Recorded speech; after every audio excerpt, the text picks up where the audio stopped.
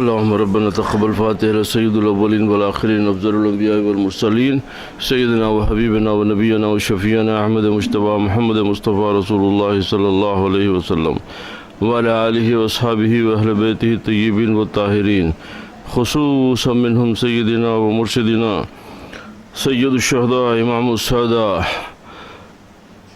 سبت رسول الله قرة العين رسول الله سيدنا أبا عبد الله الإمام حسين بن علي عليه السلام رضي الله تعالى عنه وجميع شهداء كربلاء رضوان الله تعالى عليهم أجمعين وعلى جميع شيوخنا وأجدادنا وآبائنا وأمهاتنا برحمتك يا أرحم الراحمين.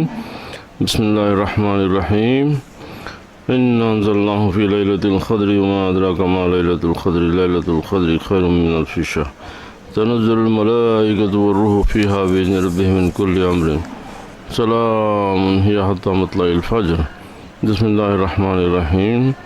إذا جاء نصر الله والفتح رأيت الناس يدخلون في دين الله أفواجا فسبح بحمد ربك واستغفره إنه كان توابا. بسم الله الرحمن الرحيم. قل هو الله أحد الله الصمد لم يلد ولم يولد ولم يكن له كفوا أحد. قل هو الله أحد الله الصمد لم يلد ولم يولد ولم يكن له كفوا أحد. قل هو الله أحد الله الصمد لم يلد ولم يولد ولم يكن له كفوا أحد. بسم الله الرحمن الرحيم. قل أعوذ برب الفلق من شر ما خلق ومن شر غاسق إذا وقب ومن شر النفاثات في العقد ومن شر حاسد إذا حسد. بسم الله الرحمن الرحيم. قل أعوذ برب الناس ملك الناس إله الناس من شر الوسواس الخناس الذي يوسوس في صدور الناس من الجنة والناس.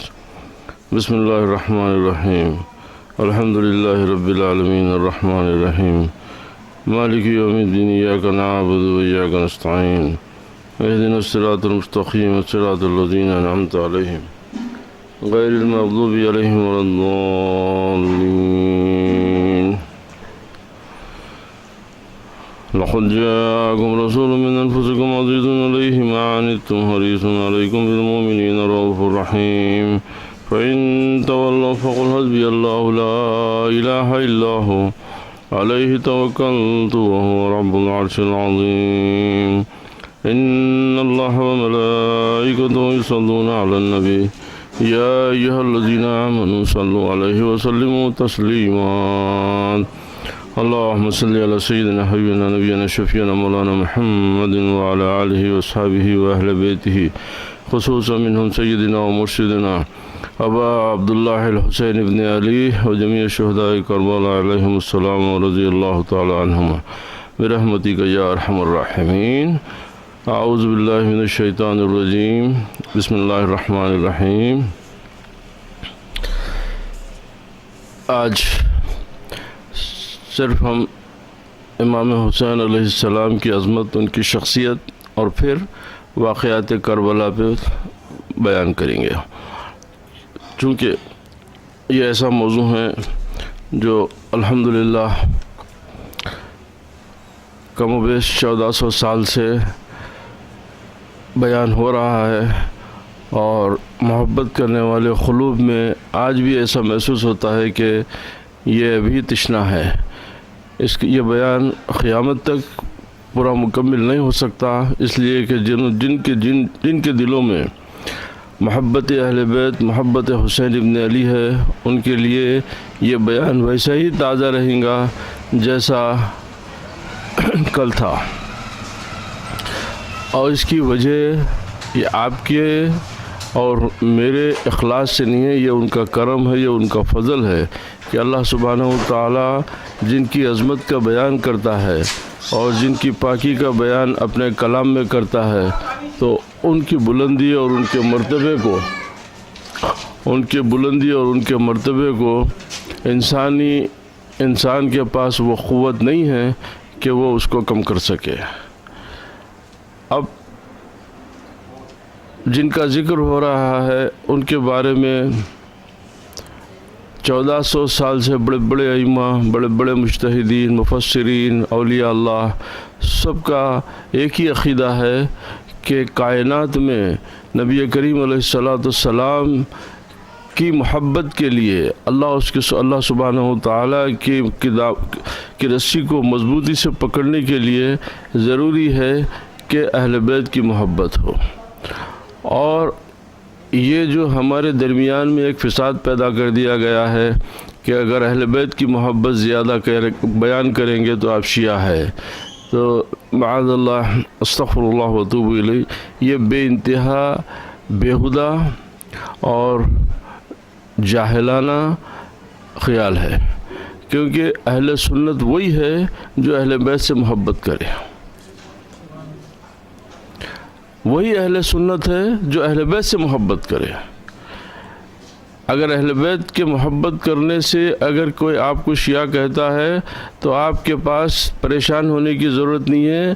آپ ڈنکے کی چوٹ سینہ تھال کے مار کے بولیجئے کہ ہاں میں شیعہ ہوں، اس لیے کہ یہ میرا قول نہیں ہے. امام اہل سنت الفقہ العظیم، فقیہ العظیم امام شافعی رضی اللہ تعالیٰ عنہ کا قول ہے کہ امام شافعی فرماتے ہیں کہ اگر محبت اہل بیت کا شیعت ہے تو میں سب سے بڑا شیعہ ہوں. تو پتہ چلا کہ محبت اہل بیت شیعت نہیں ہے، محبت اہل بیت اہل سنت کا سب سے بڑا، سب سے محبوب ترین عمل ہے. اسی لیے کہ اللہ سبحانہ و تعالیٰ قرآن پاک میں آپ کو ان کی محبت کا حکم دیتا ہے. نبی کریم اپنے مواعظ میں، اپنے ارشادات میں بار بار آپ کو اہل بیت سے محبت کی تاکید کرتے ہیں. تو اہل بیت سے محبت کرنا اہل سنت کا اولین فرض ہے، اور یہ واجب ہے کیونکہ یہ حکم خدا ہے. یہ واجب ہے، یہ حکم خدا ہے کہ اب جیسے سب سے پہلے میں جو آیت کا شروع کرنا چاہ رہا تھا اس کو میں اس کی ترتیب بدل دوں گا. اب یہاں پر دیکھیے کہ آپ اللہ سبحانہ و تعالیٰ کیا فرماتا ہے، انما یرید اللہ لیذھب عنکم الرجس یا اہل البیت ویطہرکم تطہیرا. اے اللہ تعالیٰ یہی چاہتا ہے کہ اے اہل بیت، اے نبی کے گھر والوں، وہ تم سے گندگی دور کر دے، وہ تم سے گندگی دور کر دے اور تمہیں پاک کر دے. اب ایک بات سے آپ اندازہ لگا لیجئے کہ آپ کا میرا اتنی گندگی اور آلودگیوں کے باوجود، اتنی برائیوں اور اتنی گندگی ہمارے اندر بھرے ہونے کے باوجود، ظاہر میں اگر ہم وضو کر لیں تو اللہ سبحانہ و تعالیٰ کے گھر میں جا کے اللہ تعالیٰ کے سامنے اپنا چہرہ دکھانے کے قابل ہو جاتے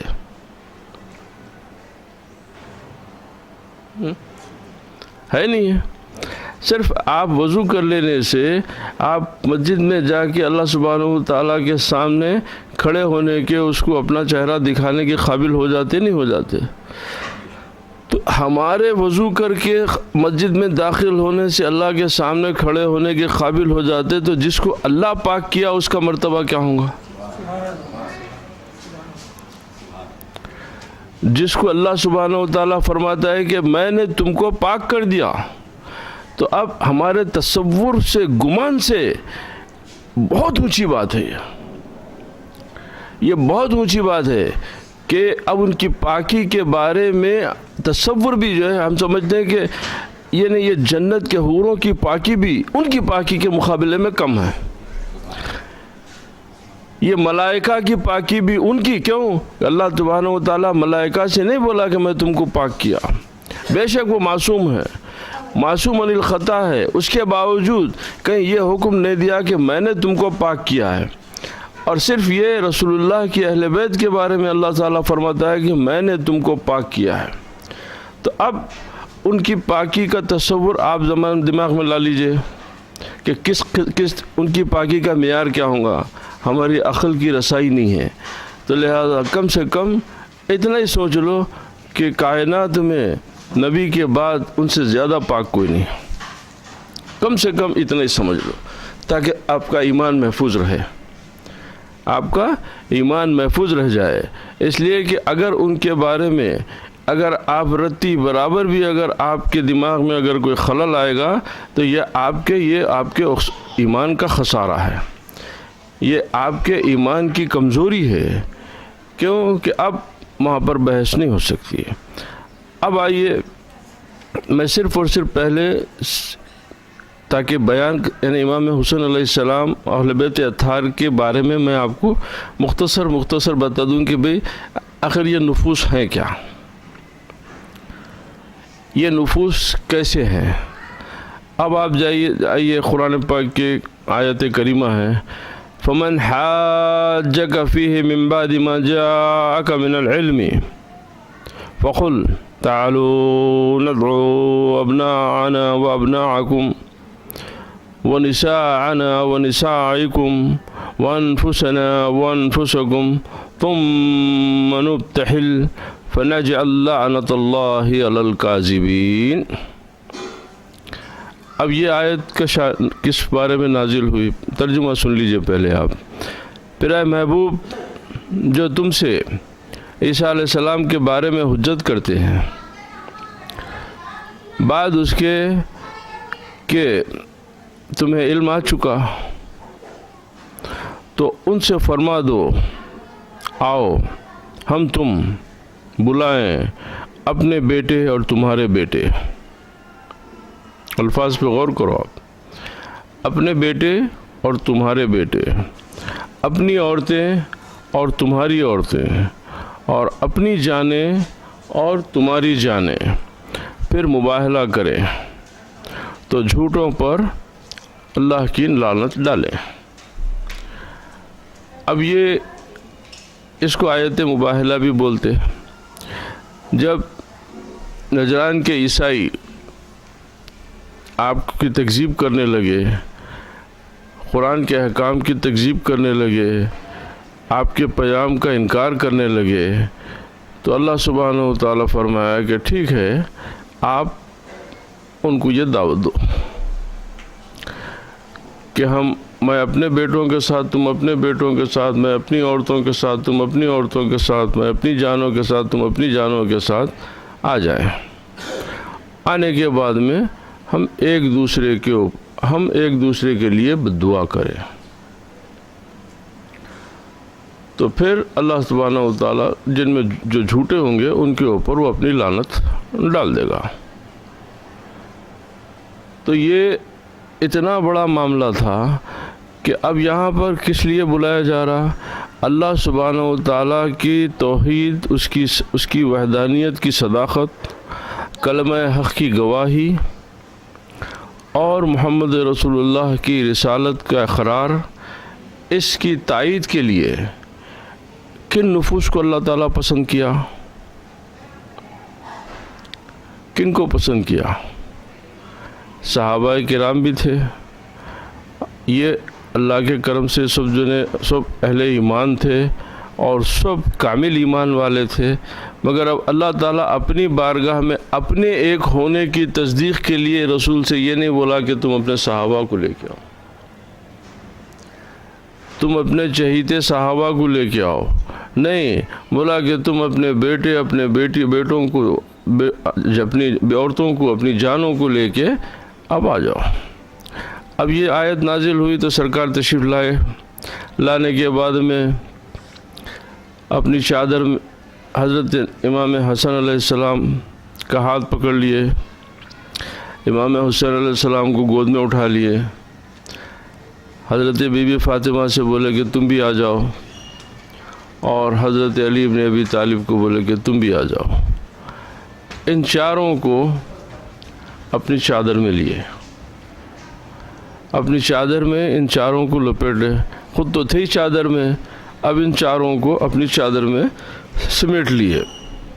لینے کے بعد میں یہ آیت جو ابھی اس سے پہلے پڑھا تھا، اسی آیت کے بارے میں فرمائے وہاں پر، پھر اس کی تائید فرمائے، اس کا تکرار فرما کے فرمائے اللہم ہؤلاء اہل البیت، اے اللہ یہ میری اہل بیت ہے۔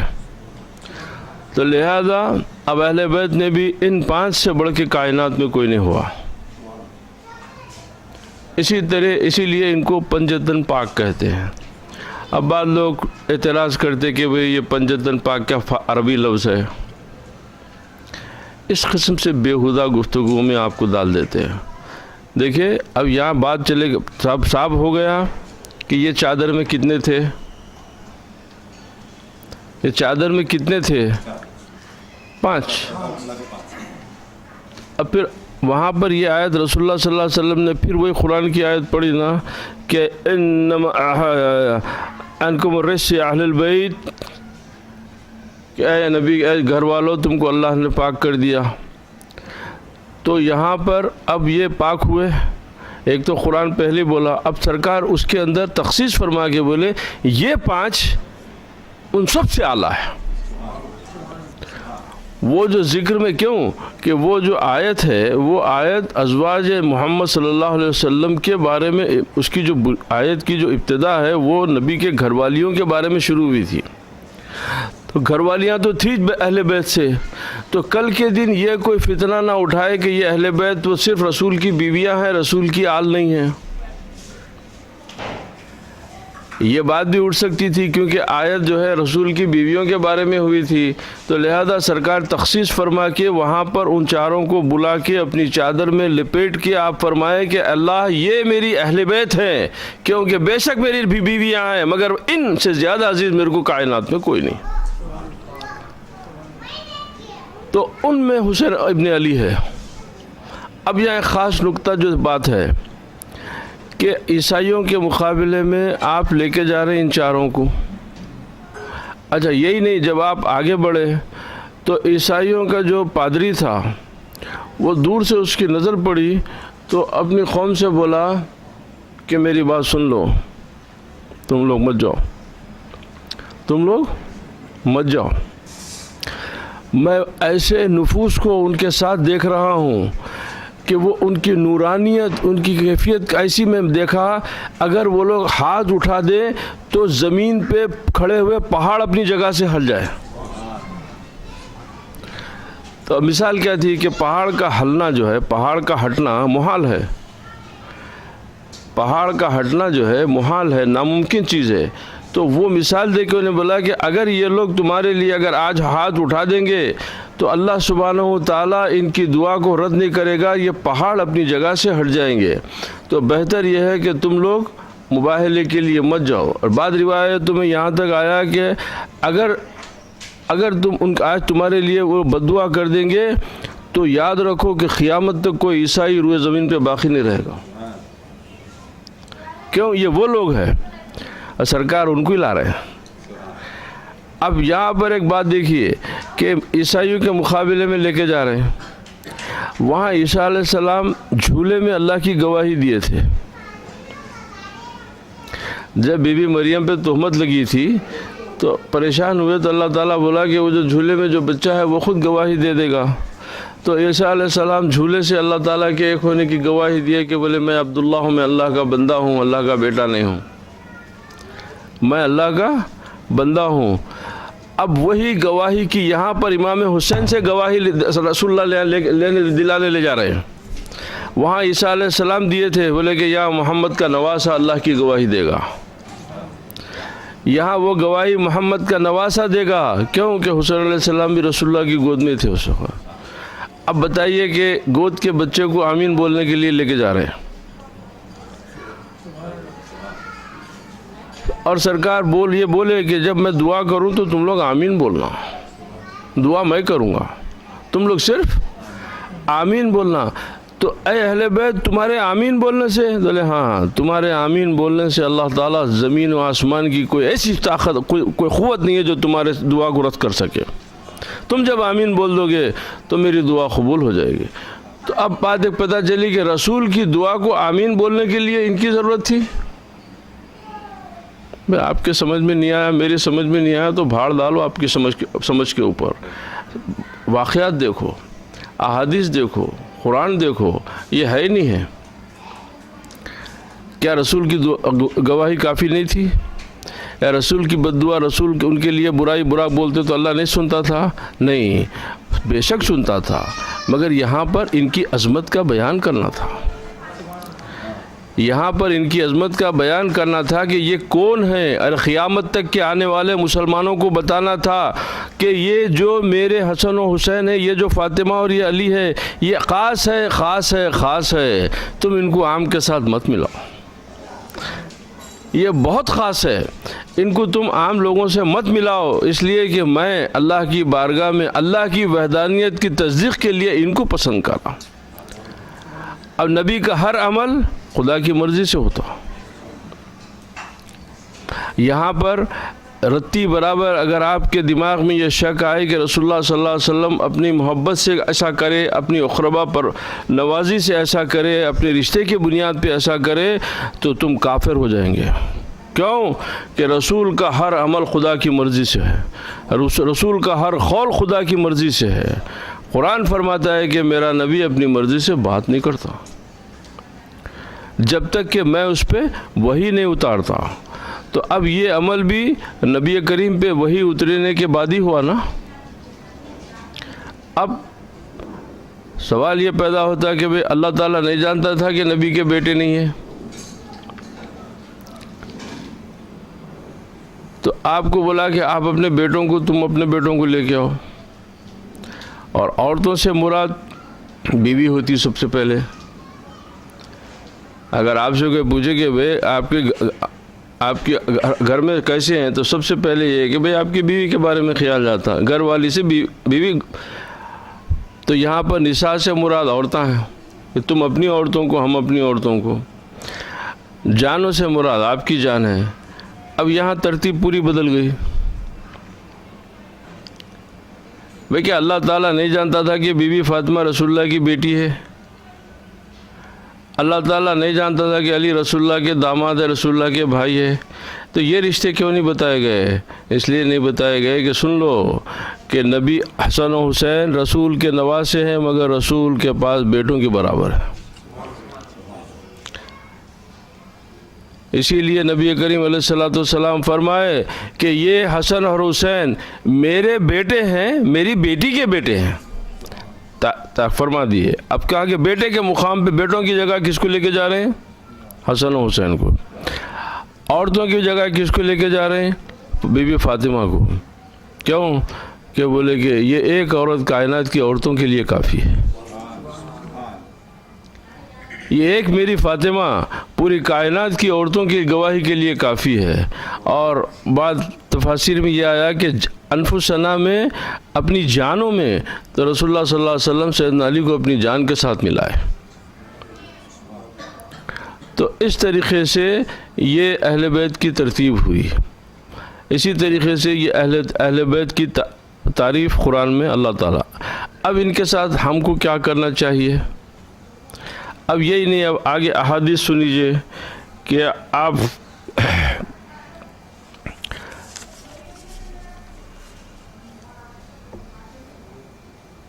بہت، یعنی میں سمجھتا ہوں کہ مولا کائنات علی ابن ابی طالب اور اہل بیت کے بارے میں جتنے احادیث آئے ہیں، کسی کے بارے میں نہیں ہے۔ یہ کوئی خدا نہ کرے میں آپ سے بالکل ایمانداری سے بول رہا ہوں، یہ کوئی تعصب کی بات نہیں، یہ ایمان کی بات ہے، یہ ایمان کا حصہ ہے، اس میں جھجکنے کی کوئی ضرورت نہیں ہے، اس میں میرا آپ کا کوئی دخل نہیں ہے، یہ حکم اللہ کا، اس کے رسول کا ہے۔ اب حضرت زید بن ارقم رضی اللہ تعالیٰ عنہ سے روایت ہے کہ رسول اللہ صلی اللہ علیہ وسلم ایک چشمے کے پاس جس کا نام قم تھا، مشہور ہے قم غدیر کا خطبہ، جو آپ کا جو حجۃ الوداع کے بعد جب آپ خطبہ دیتے ہوئے فرمایا، میں تمہیں دو بھاری چیزیں چھوڑ کے جا رہا ہوں، میں تمہیں دو بھاری چیزیں چھوڑ جا رہا ہوں، ایک اللہ تعالیٰ کی کتاب ہے، اس میں ہدایت ہے اور نور ہے، اور اس کتاب کو مضبوطی سے تھامو، اور دوسری بھاری چیز میرے اہل بیت ہے،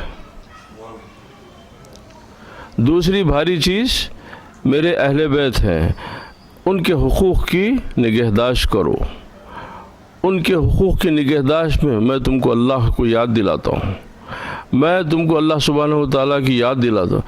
3 مرتبہ ذکر فرمایا، اذکر اللہ فی اہل بیتی، اذکرکم اللہ فی اہل بیتی، اذکرکم اللہ فی اہل بیتی، کہ میں تم کو اپنی اہل بیت کے بارے میں یاد دلاتا ہوں. 3 مرتبہ فرمائے بات. اب ترمذی شریف وغیرہ کے جو صحیح اور اسی احادیث میں کیا ہے، یہ بہت خاص نکتہ ہے اور بہت صحیح روایت ہے.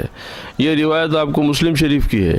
اب ترمذی شریف کی روایت میں یہ ہے کہ یہ ایک دوسرے پر بھاری ہے، یہ ایک دوسرے سے بڑی ہے، ایک دوسرے سے بڑی ہے. اللہ اکبر.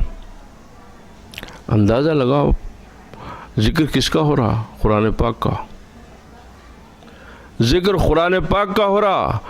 اور اللہ سبحانہ و تعالیٰ رسول نبی کریم علیہ السلام فرما رہے ہیں کہ میں تم میں 2 چیزیں چھوڑ کے جا رہا ہوں، ایک کتاب اللہ ہے اور اہل بیت ہے، اور ایک دوسرے سے بڑی ہے. تو کیا پتہ چلا؟ بولا پھر اس میں یہ دونوں آپس میں جدا نہیں ہوں گے، یہ دونوں آپس میں جدا نہیں ہوں گے یہاں تک کہ میرے پاس حوض کوثر پر وارد ہوں گے. اب دیکھو ان دونوں پر تم میرے کیسے خلیفہ ثابت ہوتے ہو.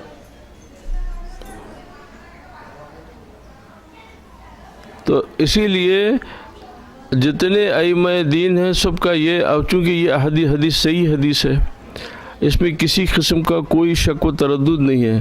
سمجھنے میں اگر آپ کے نقص ہے تو اللہ تعالیٰ سے دعا کر لو کہ اللہ تعالیٰ میرے کو سمجھا دے.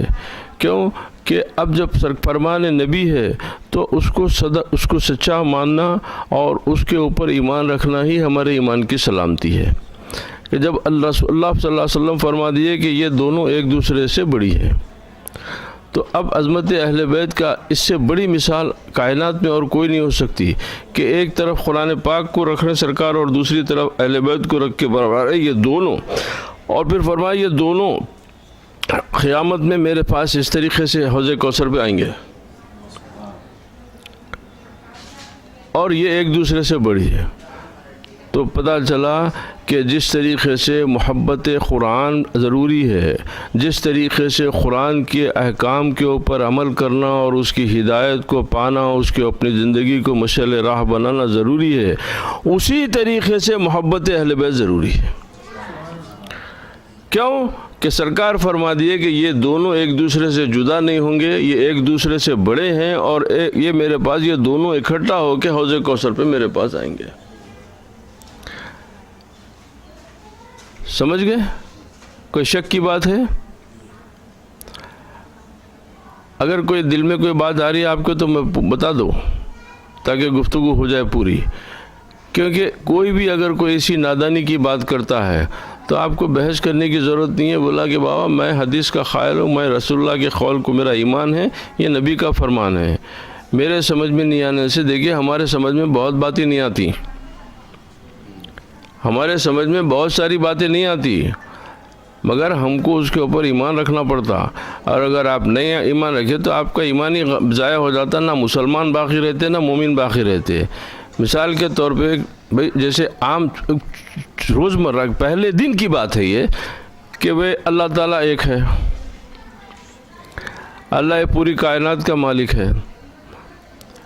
آپ کے پاس گواہ ثبوت کیا ہے؟ آپ کے پاس کون سا پیمانہ ہے یہ ثابت کرنے کے لیے کہ اللہ ایک ہے؟ آپ کے پاس کیا گواہی یہ بتانے کے لیے اللہ ایک ہے، سوائے اس کے کہ محمد رسول اللہ نے فرما دیا اللہ ایک ہے؟ سوائے اس بات کے کہ محمد رسول اللہ نے فرمایا اللہ ایک ہے تو میں میرے نبی کو صادق و وعد الامین سمجھتا ہوں، یہ میرا ایمان ہے کہ میرا نبی سچا ہے. تو میں نبی کے قول پہ قسم کھا لیا، میں بھی بولا اشہد ان لا الہ الا اللہ واشہد ان محمد رسول، کہ اب میں بھی گواہی دے رہا ہوں. کیوں کہ میرے نبی کی گواہی پہ میں گواہی دے سکتا ہوں. تو جس طریقے سے کلمے کے اوپر گواہی ہے کہ بہت ساری جنت ہے، دوزخ ہے، حوض کوثر، یہ تمام امور غیبیہ ہیں، یہ تمام جو معاملات جو علم آپ کا اللہ تعالیٰ کے علم میں ہمارے علم میں نہیں ہے، یہ غیب ہے. تو ان تمام پہ ہمارا ایمان ہے یا نہیں ہے؟ اگر یہ ایمان نہیں ہے تو درست کر لو ورنہ نقصان میں پڑو گے. تو جب ان تمام چیزوں پہ کس لیے ہمارا ایمان ہے؟ اس لیے کہ یہ قرآن اور حدیث کے احکام میں اس کا یہ باتیں موجود ہیں۔ اسی طریقے سے یہاں پر جب سرکار فرما دیے کہ یہ میری اہل بیت اور قرآن دونوں ایک دوسرے سے بڑے ہیں اور یہ ایک دوسرے کے ساتھ حوض کوثر پہ میرے سے ملیں گے، تو اب آپ کو اس پہ یقین کرنا چاہیے۔ اگر آپ کے ایمان کی سلامتی چاہتے ہو تو ان باتوں پہ۔ اب آگے آئیے، اب یہ صحابہ کی فکر ان کے بارے میں کیسی تھی؟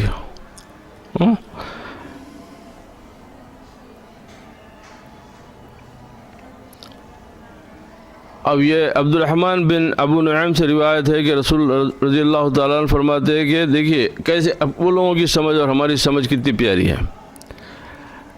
حضرت عبداللہ ابن عمر رضی اللہ تعالیٰ عنہ، حج کا زمانہ تھا، منی میں بیٹھے ہوئے تھے حج کے حالت میں، تو کچھ لوگ عراقی جو حج کو آئے تھے وہ لوگ آپ کے پاس آئے، بھائی فقیہ ہے مدینہ تھے، صحابی رسول تھے اور مدینہ کے عظیم ترین فقہاء میں ان کا شمار ہوتا تھا، وہ باحیات تھے، تو ان کے پاس آئے کچھ عراق کے لوگ ایک مسئلہ پوچھنے کے لیے۔ بھائی فقیہ ہے تو مسئلہ پوچھنے کے لیے آئیں گے نا، آئے کیا مسئلہ ہے؟ تو حالت جب احرام پہن لیتے ہیں تو جو احرام پہنا ہوا رہتا اس کو محرم بولتے ہیں۔ تو محرم جو ہے مکھی یا مچھر کے بارے میں تھا، مار سکتا یا نہیں مار سکتا۔ اب دیکھیے کتنا تقویٰ ہے ان کے ذہن میں، ان کے تقوی کی ان کی فکر کی بلندی دیکھیے کہ حالت احرام میں مکھی یا مچھر مار سکتے یا نہیں مار سکتے، یہ پوچھنے کے لیے ایک صحابی رسول حضرت عبداللہ ابن عمر رضی اللہ تعالیٰ عنہ کے پاس آئے۔ کون؟ یہ عراق کے لوگ تھے۔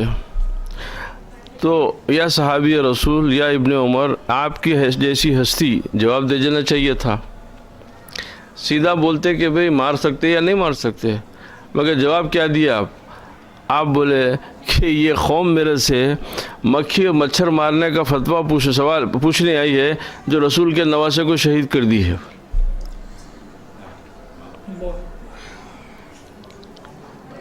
یہ حضرت عبداللہ ابن عمر کے پاس حسین کا مقام تھا،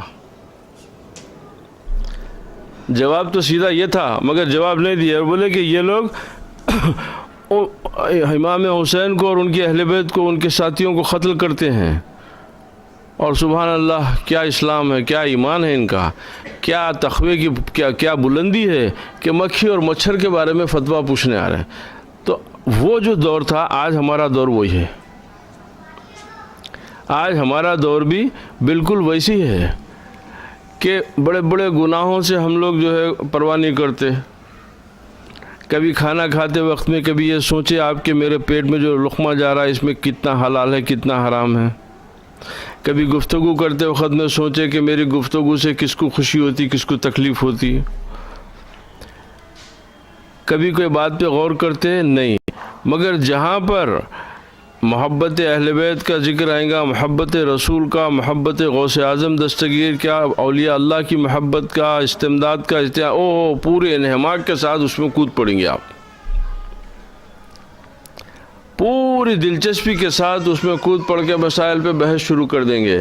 اور جو روزمرہ کی زندگی میں، ارے میرے بھائی کم سے کم آپ اپنے عبداللہ ابن عمر کی سیرت کو اپنا لو، حضرت عبداللہ ابن عمر کیا بولے اسی کو اپنا لو، کہ بھئی کن موضوعات کے اوپر تم اپنا وقت ضائع کر رہے ہو، اور کتنی اہم موضوع، کتنی اہم بات کو تم لوگ غیر اہم سمجھ کے کر دیے۔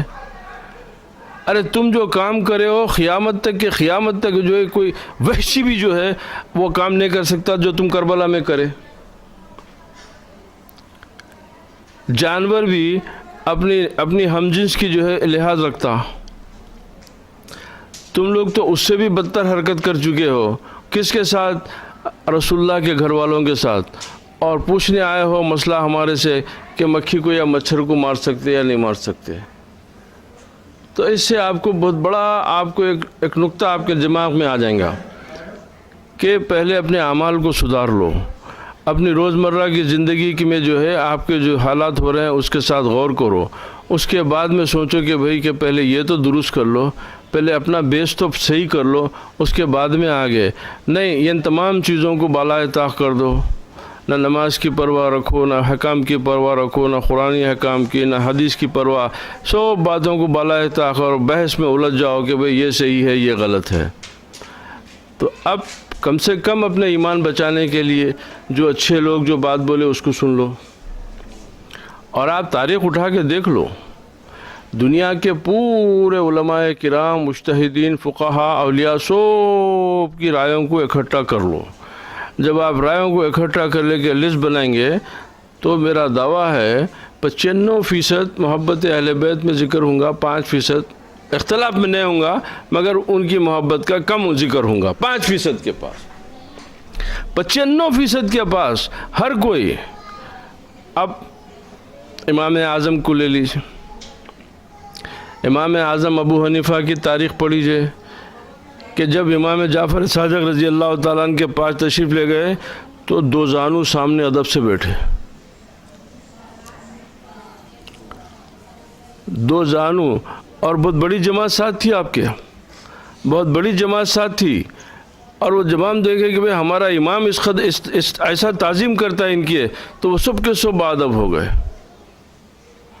بتائے کہ میں امام وقت ہوں مگر یہ رسول اللہ کا نواسا، یہ اماموں کا امام ہے۔ کیوں؟ ان کی در کی غلامی سے امامت ملتی ہے، انہوں جس پہ نظر کر دے وہ امام ہو جاتا، یہ امام اعظم جانتے تھے۔ اب بتائیے امام مالک کا رویہ، یہ دوسرے امام ہیں، 4 اماموں کی بات ہو رہی نا۔ اب بھائی مجتہد فقیہ جو ہے دنیا میں یہ 4 سب سے بڑے فقیہ ہے، کیونکہ یہ صاحب مذہب ہیں، یہ ان کا ایک مذہب جاری ہوا دنیا میں، ان کی فقہ ہے دنیا میں۔ امام مالک رضی اللہ تعالیٰ عنہ کسی بات میں جب اختلاف ہو گیا تو جعفر المنصور جو خلیفہ عباسی تھا، اب یہ عباسی خلیفہ یہ بھی خلافت حاصل کرے بنو امیہ کو ختم کر کے محبت اہل بیت پہ، اہل بیت کا اپنا تعلق نبی سے بتا کے خلافت حاصل کرے، اور جب خلافت حاصل کر لینے کے بعد میں ان کو یہ خوف ہو گیا کہ بھئی اصل حقدار تو اس کے آل علی ہے، آل عباس تو دوسرے مرتبے پہ ہے، تو اگر آل علی اپنا حق جتا دیں گے تو یہ چیز ہم سے چلی جائیں گی، تو اب وہ لوگ آل علی کا خطر کرنا شروع کریں۔ ایک بہت بڑی داستان ہے وہ۔ خیر، تو کسی بات کے اوپر جب جعفر المنصور سے حضرت امام مالک کی بحث ہو گئی تو انہوں ناراض ہو کے امام مالک کو درے لگوا دیے، خلیفہ امیر الخلیفہ مسلمین تھے، تو بولتے کہ جب آپ کو درے مارتے تو آپ جب بے ہوش ہو کے زمین پہ گر جاتے، اور جیسا آپ کو اٹھتے تو سب سے پہلا جملہ آپ کی زبان سے یہ نکلتا، اے اللہ میں اس کو معاف کر دیا۔ لوگ پریشان، بولے یا امام اتنے ظلم کے بعد آپ یہ، تو بولے مجھے رسول اللہ سے شرم آئیں گی قیامت کے دن کہ میں ان کے لیے بد دعا کروں جو رسول اللہ کے رشتہ دار ہیں،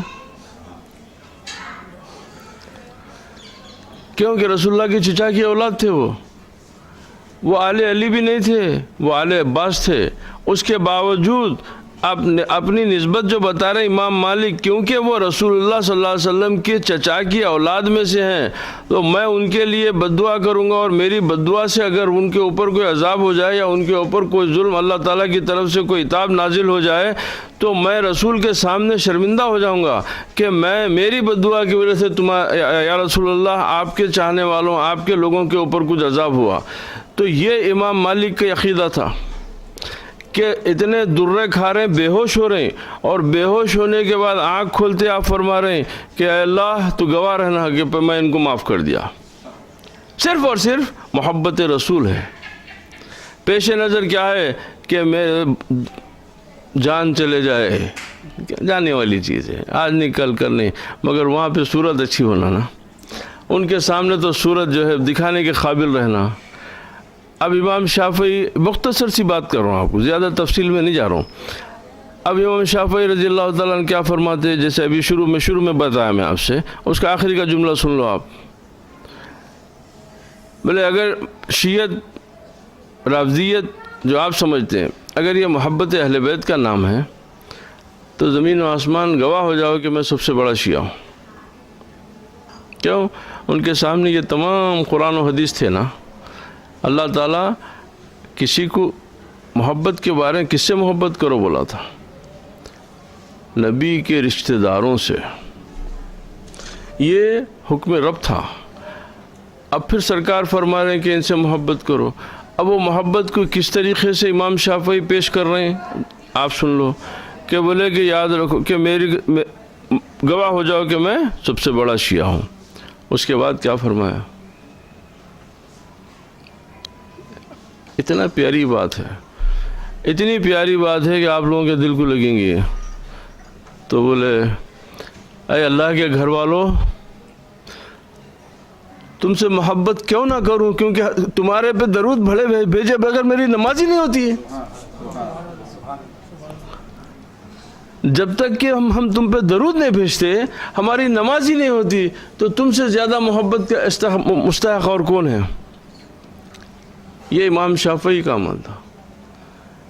امام محمد رضی اللہ تعالیٰ عنہ تو شہادت حسین کے بارے میں جب تو یزید کو کافر بول دیے. وہ ایک ہی امام ہے, وہ ایک امام تو یزید کو بولے, دوسرے امام جو ہے اس کو فاسق بولے, فاجر بولے, گناہگار بولے, بدکار بولے, سب کافر نے بولے. مگر امام احمد ابن حنبل فرما دیے کہ یہ کافر ہے. تو یہ ائمہ کا طریقہ تھا. حالانکہ اصولاً میرے کو پہلے صحابہ کا عمل بتا دینا چاہیے تھا, پھر ائمہ کا ذکر کرنا تھا, مگر چلیے اب ترتیب نیچے سے شروع ہو گئی. اب آئیے اب صحابہ کا عمل کیا تھا رسول اللہ کے بارے میں, یعنی اہل بیت کے بارے میں. حضرت صدیق اکبر رضی اللہ تعالیٰ, میں ایک حدیث سناتے جاتا ہوں. حضرت صدیق اکبر رضی اللہ تعالیٰ عنہ کیا بولے؟ یہاں پر سرکار کیا فرما دیے تھے کہ میری اہل بیت کے بارے میں میں تم کو اللہ کو یاد دلاتا ہوں. یہ اب اسی بات کو صدیق اکبر رضی اللہ تعالیٰ عنہ فرمائے, ارقبوا محمدًا فی اہل بیتہ, دیکھو محمد کی اہل بیت کا خیال کرو. اللہ کے لیے, اللہ کی خوشی کے لیے تم کو یاد دلاتا ہوں کہ تم محمد رسول اللہ صلی اللہ علیہ وسلم کی اہل بیت کا خیال کرو. اب ترجمے میں بعض لوگ بولے کہ ارقبوا کا جو ہے وہ تعظیم کرو, تکریم کرو, احترام کرو, بہت سارے معنی ہیں اس کے, کہ تم ان کی عزت کرو, ان سے محبت کرو, ان کا اکرام کرو, ان کی تعظیم کرو. کیوں؟ اس سے اللہ خوش ہوتا. یہ کون بولے؟ صدیق اکبر رضی اللہ تعالیٰ. اب حضرت عمر فاروق رضی اللہ تعالیٰ عنہ کیا کرے؟ وظیفہ مقرر کر. دو واقعات سے عمر فاروق کے سنا دیتا ہوں میں آپ کو. وظیفہ مقرر کرے جب امیر المومنین تھے آپ. حسن ابن علی 5000 دینار, حسین ابن علی 5000 دینار, اسامہ ابن زید 3500 دینار, اور اپنے صاحبزادے عبداللہ ابن عمر کو 3000 دینار. کہاں سے لائیں گے ایسے عادل لوگ بھائی؟ عدل کی بات کرنا بڑا آسان ہے, مگر عدل سیکھنا ہو تو جاؤ عدالت عمر فاروق میں بیٹھو, عدل آپ کو وہاں سے ملیں گا. اب آپ دیکھیے اپنے صاحبزادے کو 3000. حضرت عبداللہ ابن عمر رضی اللہ تعالیٰ عنہ آئے, تب حضرت عبداللہ ابن عمر رضی اللہ تعالیٰ عنہ جبکہ عمر میں حسن و حسین علیہ السلام سے بڑے تھے, تو جب عمر میں بڑے ہونے کی وجہ سے ایمان میں پہلے داخل ہوئے, اسلام میں پہلے داخل ہوئے تھے, تو ہر چیز نماز زیادہ پڑھے تھے, روزے زیادہ رکھے تھے, قرآن زیادہ پڑھے تھے, کیونکہ عمر میں بڑے تھے, تو یہ تمام چیزیں ان سے زیادہ ثابت ہوتی. مگر آ کے انہوں سوال یہ نہیں کرے کہ آپ حسن و حسین کو کیوں دیے. اب دیکھیے ادب کا احترام. یہ نہیں بولے کہ بھائی دنیا کا دستور ہے نا کہ بھائی جب آپ تقسیم کر رہے تو آپ ان کو 2000 بڑھ کے کیوں دیے, میرے سے پوچھنا چاہیے تھا. مگر نہیں پوچھے انہوں. کیا پوچھے کہ اسامہ ابن زید کو آپ میرے سے 500 دینار بڑھ کے کیوں دیے؟ کیوں؟ میں خلیفۃ المومنین, میں بنو ہاشم کا عمر ابن الخطاب کا بیٹا ہوں, اور اسامہ زید کے بیٹے ہیں جو رسول اللہ کے غلام تھے, رسول اللہ کے خادم غلام تھے. تو حسب نسب کسی چیز میں اسامہ میرے سے برابر نہیں ہے, نہ دین میں میرے پہ سبقت ہے اسامہ کو. تو کس وجہ سے آپ اسامہ کو میرے سے 500 دینار بڑھ کے دیے؟ تو حضرت عمر فاروق کا فیصلہ سن لیجئے آپ لوگ. تو بولے صاحبزادے میں جو کیا وہ اللہ تعالیٰ کی مرضی کے حساب سے، اللہ تعالیٰ جیسا کیا ہے میں ویسے ہی کیا.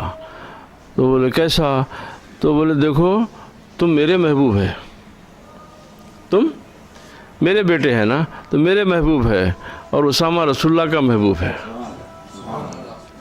اسامہ رسول اللہ کا محبوب ہے، تو میں اپنے محبوب کو رسول اللہ کے محبوب کے اوپر کیسا بٹھاؤں؟ حسن حسین تو بہت آگے، بہت اونچی چیز ہو گئے نا.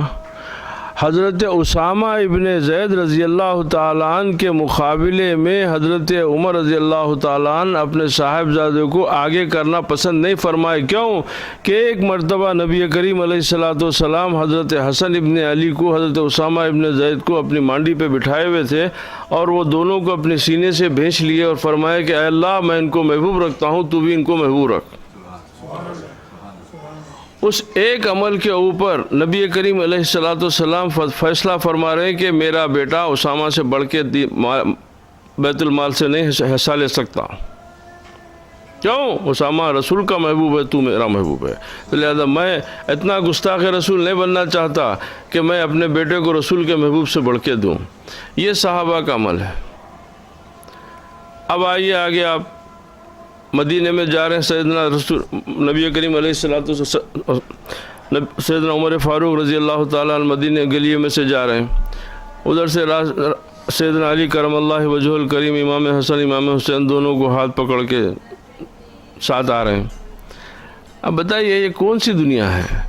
اگر آپ اپنے کسی دوست سے بات کر رہے ہیں اور جواب اگر دوست کا معصوم بچہ دے تو آپ کو تکلیف ہوتی، بولے بیٹا میں آپ سے بات نہیں کر رہا ہوں، آپ کے باپ سے بات کر رہا ہوں، آپ خاموش بیٹھو بولتے آپ. اگر بچے بیچ میں اٹھنے لگے تو آپ ٹوک دیتے، آپ بولتے کہ تم بچے ہیں، تم بیٹھو. اور یہ کیسے بچپنا تھا ان کا؟ یہ کیسا بچپنا ہے کہ جبکہ حضرت علی خود سیدنا عمر فاروق رضی اللہ تعالیٰ عنہ سے عمر میں چھوٹے تھے. حضرت علی جب عمر فاروق سے حضرت علی چھوٹے، اب یہ حضرت علی کے صاحبزادے ہم امام حسن امام حسین ہیں. اب ان کا عمل دیکھیے آپ کہ جب ملاقات ہوئی، سلام علیک ہوئی، تو حضرت عمر فاروق رضی اللہ تعالیٰ عنہ کی آنکھ میں آنسو تھے. پوچھے کہ بھائی آپ کی آنکھ میں آنسو؟ تو بولے اتنے فیصلے کرتا ہوں اور خوف ہے کہ اللہ سبحانہ و تعالیٰ میرے کسی فیصلے سے ناراض نہ ہو جائے. تو امام حسن و امام حسین فرما رہے ہیں کہ اے عم علی، عم عمر، اے چچا عمر، آپ کے فیصلوں میں اللہ کی مرضی شامل حال ہوتی ہے، آپ کے فیصلے غلط نہیں ہو سکتے. تو اصولاً تو چاہیے کہ بیٹے آپ لوگ بچے ہیں، بیٹھو خاموش. تو ان کی امید بن گئی، ان کی امید بن گئی اس بات سے کہ حسن و حسین میرے فیصلوں کو خدا کی مرضی سے کے ساتھ ملا رہے ہیں. آپ ان سے پوچھیں کہ کیا آپ لوگ گواہی دیں گے؟ اب حضرت عمر فاروق کو امیر المومنین خلیفۃ المسلمین نبی کریم علیہ السلام فرما رہے ہیں کہ اگر میرے بعد کوئی نبی ہوتا تو عمر ہوتا. وہ ہستی امام حسن اور امام حسین سے پوچھ رہے ہیں کہ کیا آپ لوگ گواہی دے دیں گے کہ میرے فیصلے صحیح ہوتے ہیں؟ وہ سیدنا علی کی طرف دیکھنے لگے تو سیدنا علی فرمایا کہ ہاں بیٹا تم گواہی دے دو، اور تمہاری گواہی پہ میں گواہی دیتا ہوں. تمہاری گواہی پر میں گواہی دیتا ہوں. تو یہ حضرت عمر فاروق کا عمل تھا ان کے ساتھ. اب ایک خاص نقطہ آپ کے دماغ میں آ جانا چاہیے. نبی کریم علیہ السلام، یہ میں صرف آپ لوگوں کے پہلے دماغ میں امام حسین علیہ السلام اہل بیت کی عظمت بتانا چاہ رہا. پہلے اس کو جگہ کر لو تاکہ یہ محبت آپ کو دنیا میں بھی آپ کے لیے عزت و افتخار کا باعث بنے گی، قبر میں بھی آپ کی مونس و مددگار ہوگی، اور حشر میں بھی آپ ان کی غلامی کے قابل بن جاؤ گے. اسی لیے کہ وہاں پہ بھی جانے کے بعد میں ایک لمحے کے لیے صحیح ان کی جوتی اٹھانے کا موقع مل گیا تو ہمارے لیے بس ہے نا. تو یہ ان کی محبتیں ہیں.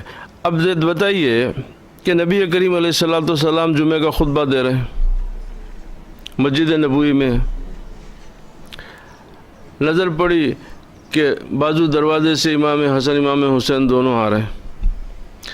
تو وہ لوگوں کے بچپن چھوٹی عمر تھی تو ان کو جو ان کے قدم کو لڑکھڑاتے ہوئے سرکار دیکھ نہیں سکے.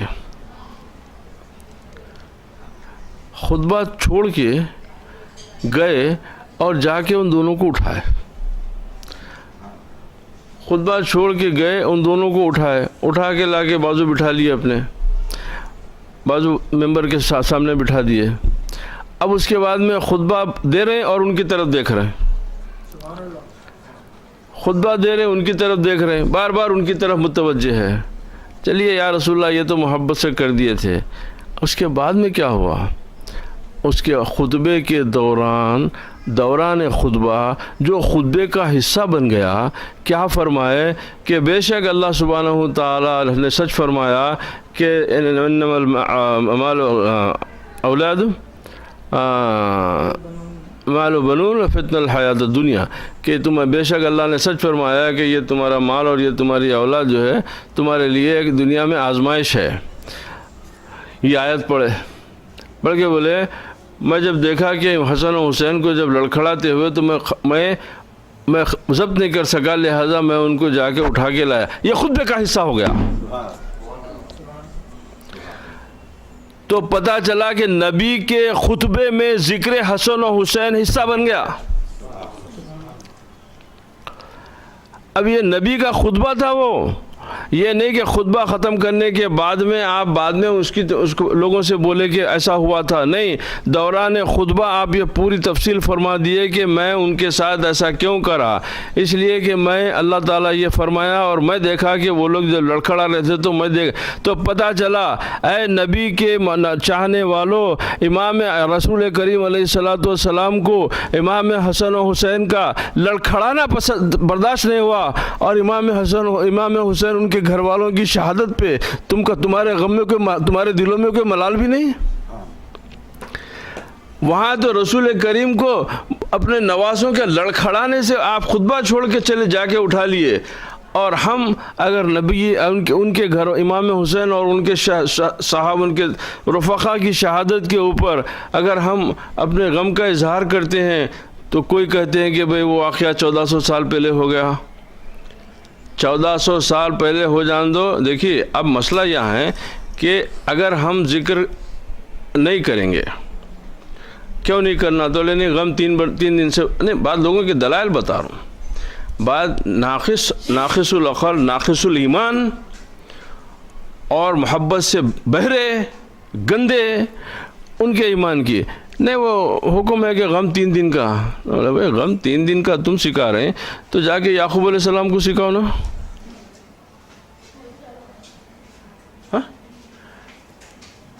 یوسف کی جدائی میں روتے روتے اندھے ہو گئے نا. ارے آپ نبی برحق ہے، بنو اسرائیل کے سب سے بڑے انبیاء میں آپ کا شمار ہوتا ہے. آپ اتنے بڑے جلیل القدر نبی، پھر آپ انبیاء کی باپ ہیں. آپ کی نسل میں نبوت برسوں تک چلتی رہی. حضرت یعقوب آپ حضرت یوسف کی جدائی میں اندھے کیوں ہو گئے؟ تو جب یعقوب علیہ السلام یوسف علیہ السلام کو یاد کر کے اندھے ہو سکتے تو میں حسین علیہ السلام کو یاد کر کے آنکھ سے آنسو نہیں بہا سکتا؟ احکام بے شک کیونکہ عمومی ہوتے ہیں تو سرکار یہ بولے کہ وہ غم 3 دن تک، مگر اس کے بعد میں اگر غم 3 دن تک حکم ہے تاکہ تم لوگ دنیا میں کیونکہ نہیں کر سکتے، ایمانداری کی بات ہے، ہر آدمی کے بس کی بات نہیں ہے غم کرتے بیٹھنا. وہ محبت والے قلوبی غم جانتے، لہذا تمہارے لیے ہے کہ کم سے کم 3 دن تو رو لو. اپنے چاہنے والوں کی جدائی کے اوپر کم سے کم 3 دن تو گھر میں جو ہے ماتم کر لو. وہ حکم یہ ہے کہ کم سے کم 3 دن کرو، زیادہ سے زیادہ کی رکاوٹ نہیں ہے. 3 دن کا جو پیریڈ دیے، کیونکہ لوگ ایسے ہیں کہ اپنے ماں باپ کے غم کے، اپنے چاہنے والوں کا بھی غم ان کو جو ہے اپنی دنیا کی محبت میں وہ غم بھی ان کو جو ہے بھاری لگ رہا، تو بولے کم سے کم اتنا غم تو بتا لو کہ 3 دن تک جو ہے اپنے گھر میں اپنے ماں باپ اپنے چاہنے والوں کا غم کر لو. اگر غم اتنی بری چیز ہوتی تو اب آپ بتائیے کہ جنگ احد کب ہوئی، فتح مکہ کب ہوا، کتنا بڑا عرصہ گزرا. جب اتنے بڑے عرصے گزرنے کے بعد میں جب وہ حبشی اور ہندہ ابو سفیان کی بیوی جب دونوں ایمان لینے آئے، ایمان قبول اسلام میں داخل ہوئے، تو نبی کریم علیہ الصلوۃ والسلام یہ کیوں فرمایا کہ ٹھیک ہے تمہارا اسلام قبول ہو گیا مگر تم لوگ میرے سامنے مت آؤ؟ غم حمزہ تھا نا، غم اپنے چچا حضرت حمزہ ابن عبد المطلب کے غم کی وجہ سے تو آپ یہ فرمائے نا کہ تم لوگ میرے سامنے مت آؤ، میرے چچا کا غم تازہ ہو جائیں گا۔ تو یہ قول کو نبی کے کیوں بھول جا رہے ہیں آپ؟ نبی پاک کے اس عمل کو آپ کیوں رد کر دے رہے ہیں کہ سرکار اپنے چچا سے محبت کا اظہار 8 سال کے بعد 7-8 سال کے بعد میں فرما رہے ہیں کہ تم لوگ میرے سامنے مت آؤ، کیونکہ وہ دونوں مل کے حضرت حمزہ کا قتل کرے تھے۔ تو محبت کرنے کے لیے آپ کے لیے کوئی پیریڈ نہیں ہے، محبت کرنے کے لیے آپ محبت اپنی اظہار کرنے کے لیے آپ کو یہ نہیں بتایا گیا کہ بھئی اتنے دن کے بعد میں غم مت کرو۔ ہاں ہمارے میں شیعوں میں جو اختلاف ہے کہ نوحہ مت کرو، آہو بکا پکارا مت کرو، مگر دل میں غم محسوس کرنا تو یہ تو سنت رسول ہے نا، یہ سنت انبیاء ہے نا، یہ تو سنت انبیاء ہوئی نا، یعقوب علیہ السلام کی سنت ہوئی نا، ہاں یہ محمد رسول اللہ کی سنت ہوئی نا کہ آپ دل میں غم رکھو، اس لیے کہ جس سے محبت کیا جاتا جب ان کے بارے میں جب ان کی یاد آتی تو دل میں غم ہوتا۔ اب ان کی محبت ضروری ہے، کیوں ضروری ہے؟ تو یہ اللہ کا حکم ہے۔ کس کا حکم ہے؟ اللہ سبحانہ و تعالیٰ۔ کیا فرمایا اللہ سبحانہ و تعالیٰ؟ قُلْ لَا أَسْأَلُكُمْ عَلَيْهِ أَجْرًا إِلَّا الْمَوَدَّةَ فِي الْقُرْبَى۔ آپ کو یہ آیت بھی یاد نہیں رہتی کیا؟ کیا بولا؟ اے نبی، اے میرے محبوب، آپ ان سے فرما دیجئے کہ میں تم کو تاریکیوں سے اجالے میں لایا، تم کو عذاب سے رحمت کی طرف داخل کرا، تم کو دوزخ سے جنت کا راستہ بتایا، تم کو ہر اچھی بات کی طرف لے کے آیا، تم کو میں اللہ سبحانہ و تعالیٰ کے عظیم المرتبہ کتاب اس کے کلام کو جو ہے تمہارے ہاتھ میں دیا، تمہارے کو تمام نیکیوں کے راستے بتایا، اور تم جو ایک رسوا ترین قوم تھے، تم کو ناقابل ذکر قوم تھی، تم کو خیر امتین کا درجہ عطا کرا۔ ہاں کیا بولا اللہ سبحانہ و تعالیٰ نبی کی امت کے بارے میں قرآن پاک میں؟ خیر امت اخرجت الناس۔ اے محبوب، ہم نے دنیا میں جتنے انسان بنو ہیں، انسان جو بھی ہیں، ان میں تمہاری امت سب میں بہتر ہے۔ تو یہ تمام نعمتوں کو تم کو میں دیا، اس کا کوئی اجر تم سے نہیں چاہتا، اس سے کوئی اجرت، اس کے بدلے میں تم سے میں کچھ نہیں چاہتا، بلکہ تم سے کیا چاہتا ہوں کہ یہ جو میرے احسانات ہیں اس کو تم مضبوطی سے تھام لو، اس کو مضبوطی سے پکڑ لو، اس کو اپنی زندگیوں کا، اپنی آخرت کا توشہ بنا لو۔ کیسا؟ تو بولے میرے رشتہ داروں سے محبت کر لو، میرے قرابت داروں سے محبت کر کے یہ میرے احسان کی حفاظت ہو جائیں گی۔ میرے ایک دماغ میں بات نہیں آ گئی آج، ہاں یہ جو میرے احسان ہیں تم سے اس کا میرے کو اجرت مت دو، تم اس کو اپنی ایمان کے لیے حفاظت کر لو، اور حفاظت کا طریقہ یہ بتائے کہ وہ مودۃ فی القربہ، اور میرے سے محبت، میرے رشتہ داروں سے تم محبت کر لو۔ جب ان سے محبت کر لیں گے تو تم میرے احکام کو پالو گے، میری نصیحتوں کو بھی سمجھ جاؤ گے۔ کیوں؟ کہ وہ اور قرآن دونوں ایک ساتھ ہیں، میری اہل بیت اور قرآن دونوں ایک ساتھ ہے۔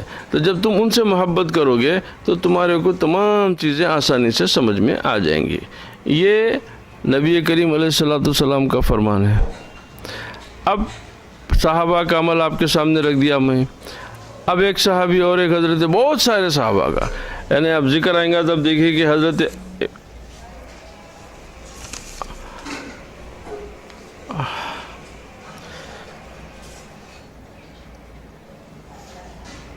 اب یہ بخاری شریف کی حدیث ہے، حضرت انس رضی اللہ تعالیٰ عنہ سے روایت ہے کہ حسن بن علی سے بڑھ کر نبی کریم علیہ الصلوۃ والسلام کے ساتھ کوئی مشابہت نہیں رکھتا تھا۔ حضرت حسین ابن علی کے متعلق بھی انہوں نے ایسا ہی کہا کہ رسول اللہ صلی اللہ علیہ وسلم کے ساتھ ان کی بہت مشابہت تھی۔ یہ بخاری شریف کی حدیث ہے۔ اب اور ایک بات، حضرت زید بن ارقم رضی اللہ تعالیٰ روایت کرتے ہیں کہ رسول اللہ صلی اللہ علیہ وسلم نے حضرت علی، فاطمہ، حسن اور حسین کے متعلق فرمایا، جو ان سے لڑے گا میں ان سے لڑوں گا، جو ان سے صلح کرے گا میں ان سے صلح کروں گا۔ اب حضرت ابو سعید خدری رضی اللہ تعالیٰ عنہ سے روایت ہے کہ رسول اللہ صلی اللہ علیہ وسلم نے فرمایا، حسن اور حسین نوجوانان جنت کے سردار ہیں۔ یہ حدیثیں سن چکے نا آپ لوگ، پھر سن لو، ذکر ہے۔ حضرت اسامہ بن زید رضی اللہ تعالیٰ عنہ سے روایت ہے کہ رسول اللہ صلی اللہ علیہ وسلم امام حسن اور امام حسین کو اپنی ران پر بٹھائے ہوئے تھے اور فرمایا، یہ دونوں میرے بیٹے ہیں اور میری بیٹی کے بیٹے ہیں۔ اے اللہ، میں ان دونوں سے محبت رکھتا ہوں، تو بھی ان سے محبت فرما اور اس شخص سے محبت فرما جو ان سے محبت کرتا ہے۔ تو اب بتائیے کہ اگر آپ ان سے محبت کرے تو رسول کریم علیہ الصلوۃ والسلام فرما رہے ہیں کہ اللہ بھی آپ سے محبت کرے گا۔ اور یہ صحیح روایت ترمذی شریف کی ہے کہ اب اتنا تو اپنے لیے آسان ہو گیا کہ میں امام حسن، امام حسین، بی بی فاطمہ، علی، میں ان سے محبت کا بات کروں گا تو اللہ تعالیٰ میری طرف بھی محبت سے دیکھے گا۔ تو جب اللہ محبت کرے گا تو اس کا مقام کہاں ہوگا؟ جب اللہ محبت کریں گا تو اس کا مقام کہاں ہوگا؟ یقیناً اس کا مقام جنت میں ہوگا۔ تو یہ ایسے معتبر ترین احادیث ہے۔ اب جو بات میں آپ سے بتانا چاہ رہا تھا وہ ایک بہت اچھی بات ہے۔ حضرت بلال حبشی رضی اللہ تعالیٰ عنہ جب نبی کریم علیہ الصلوۃ والسلام پردہ فرما لیے تو آپ مدینہ چھوڑنے کا ارادہ کر لیے، تو حضرت ابوبکر صدیق رضی اللہ تعالیٰ عنہ خلافت پہ بیٹھ گئے تھے، اور حضرت ابوبکر صدیق رضی اللہ تعالیٰ عنہ اپنا پیسہ دے کے حضرت بلال کو مکے میں آزاد کروائے تھے۔ ان کو غلامی سے آزادی صدیق اکبر رضی اللہ تعالیٰ عنہ کہ بہرحال اس میں رسول اللہ صلی اللہ علیہ وسلم بھی جو ہے بولے کہ اس حصے میں میرا بھی حصہ ہے، آپ نے بھی دیا اس میں۔ بہرحال مشہور یہ ہے کہ صدیق اکبر رضی اللہ تعالیٰ عنہ آزاد کروائے۔ اب جب حضرت بلال بولے کہ میں مدینہ چھوڑوں تو صدیق اکبر رضی اللہ تعالیٰ عنہ فرمایا کہ بلال کیا آپ ہمارے لیے اذان نہیں پڑھیں گے؟ نہیں، صاف انکار کر دیا۔ کس کو انکار کر رہے ہیں؟ خلیفۃ المسلمین، امیر المومنین، جانشین رسول اللہ حضرت ابوبکر صدیق رضی اللہ تعالیٰ عنہ کو بول رہے ہیں کہ میں آپ کے لیے اذان نہیں پڑھ سکتا، کیونکہ جب میں اذان پڑھتا تو نبی کریم علیہ السلام کو سامنے رکھتا تھا، جب سامنے رہتے میں اذان پڑھتا، اب وہ میرے سامنے میرے نبی نہیں ہے، میں اذان نہیں پڑھ سکتا۔ آپ مدینہ چھوڑ کے دمشق چلے گئے۔ قریب 1 سال کا عرصہ گزرا، آپ فجر کی نماز پڑھے، سامان لیے، اونٹ پہ بیٹھ کے نکل گئے۔ لوگ بولے کہ بلال کدھر کی روانگی ہے؟ تو بولے کہ صاحب خواب میں تشریف لائے تھے اور بولے کہ بلال تو میرے کو بھول گیا، بولا تو میرے صاحب سے ملنے جا رہا ہوں۔ اب اس کے اوپر شیخ عبدالحق محدثی دہلوی رضی اللہ تعالیٰ عنہ ایک حکم ثابت کر دیے کہ صرف اور صرف زیارت نبی کی نیت سے گھر سے سفر کرنا مستحب ہے۔ وہ یہ بہت پیارا محبوب عمل ہے جو صرف زیارت کیوں کہ اب ان کے بعد دلیل حضرت بلال کی تھی کہ حضرت بلال یہ نہیں بولے کہ میں مسجد نبوی میں نماز پڑھنے کے لیے جا رہا ہوں، کیا بولے؟ میرے صاحب سے ملنے جا رہا ہوں۔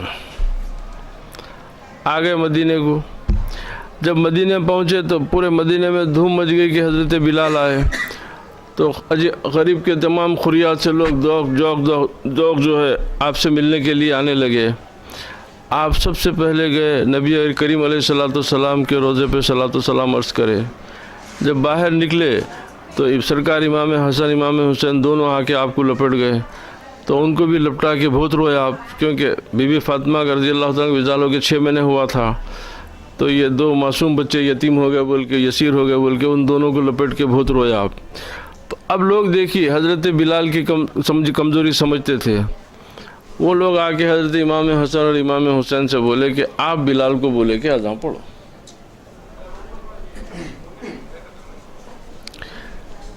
تو وہ لوگ بولے کہ یا بلال آپ اذان پڑھیے۔ اب غور کرنے کی بات ہے کہ صدیق اکبر رضی اللہ تعالیٰ عنہ کو انکار کر چکے تھے،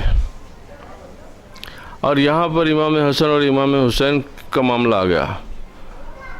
آپ بولے بجا، اس لیے نبی کا حکم ہے آپ سے محبت کرنا، اللہ کا حکم ہے آپ سے محبت کرنا، آپ کو ناراض نہیں کر سکتا۔ یہ بلال کا عمل تھا نا، آپ کو ناراض نہیں کر سکتا، آپ کی بات نہیں کاٹ سکتا، کیونکہ بات کاٹنے میں محبت میں خلل پڑ جاتا، آپ کی بات کو رد کرنے میں محبت میں خلل پڑ جاتا اور اللہ کے حکم کی نافرمانی ہو جائیں گی۔ رسول کو ناراض نہیں کر سکتا میں، لہذا برابر پڑھوں گا، مگر ایک درخواست ہے۔ کیا؟ بولے آپ دونوں میرے سامنے کھڑے رہنا۔ کیوں؟ ارے میں اشہد ان محمد رسول اللہ تو میں سامنے دیکھ کے پڑھوں نا، میں وہ شباہت کو سامنے دیکھ کے گواہی دوں گا، کیونکہ آپ وہی شباہت والے ہیں، تو جب رسول اللہ صلی اللہ علیہ وسلم تھے تو ان کو دیکھ کے گواہی دیتا تھا۔ اب آپ کو تو حضرت بلال کا یہ عمل تھا کہ حسن حسین کو رسول کی جگہ کھڑے کر کے اشہد ان محمد رسول اللہ بولنا جائز سمجھتے تھے، اور حکم نہیں ٹال سکتے تھے۔ تو یہ صحابہ کا عمل ہے۔ ایسے بیشتر صحابہ کرام کے بارے میں اب چونکہ وقت نہیں ہے اور بہت لمبا مضمون ہے یہ، تو اسی لیے میں صرف آپ کو جو ہے 4-5 جو ہے مثالیں پیش کر دیا کہ اصحاب رسول، اور وہ بھی ایسے جلیل القدر اصحاب رسول صلی اللہ علیہ وسلم امام حسن اور حسین کے بارے میں کیا عقیدہ رکھتے تھے، ان سے محبت کے بارے میں کیسی تعلیم دیے، ان کے بارے میں کیا فرمائے۔ تو اب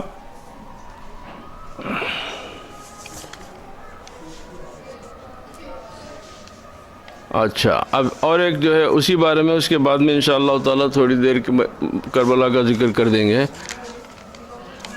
حضرت ابن عباس رضی اللہ تعالیٰ عنہ سے روایت ہے کہ کہا رسول اللہ صلی اللہ علیہ وسلم نے، اللہ سے محبت کرو، اللہ سے محبت کرو، کیونکہ وہ اپنی نعمتوں سے تمہاری پرورش کرتا ہے۔ اللہ سے محبت کرو کیونکہ وہ اپنی نعمتوں سے تمہاری پرورش کرتا ہے، اور مجھ سے محبت کرو اللہ کی محبت کی وجہ سے، اور مجھ سے محبت کرو اللہ سے محبت کرنے کی وجہ سے، اور میری محبت کی وجہ سے میری اہل بیت سے محبت رکھو۔ اسی طریقے سے اور ایک حدیث ہے، حضرت ابو ذر غفاری رضی اللہ تعالیٰ روایت فرماتے ہیں کہ جبکہ انہوں نے فرمایا کہ میں جبکہ کعبۃ اللہ کے دروازے کو پکڑا ہوا تھا، کعبۃ اللہ کے دروازے کو پکڑا ہوا تھا، میں نے رسول اللہ صلی اللہ علیہ وسلم سے سنا، فرماتے تھے کہ میرے اہل بیت کی مثال، بہت خاص حدیث ہے، میرے اہل بیت کی مثال تم میں اس طرح ہے جس طرح نوح علیہ السلام کی کشتی تھی، جس طرح نوح علیہ السلام کی کشتی تھی، اس میں جو سوار ہوا نجات پا گیا، اور جو پیچھے رہ گیا وہ ہلاک ہو گیا۔ اور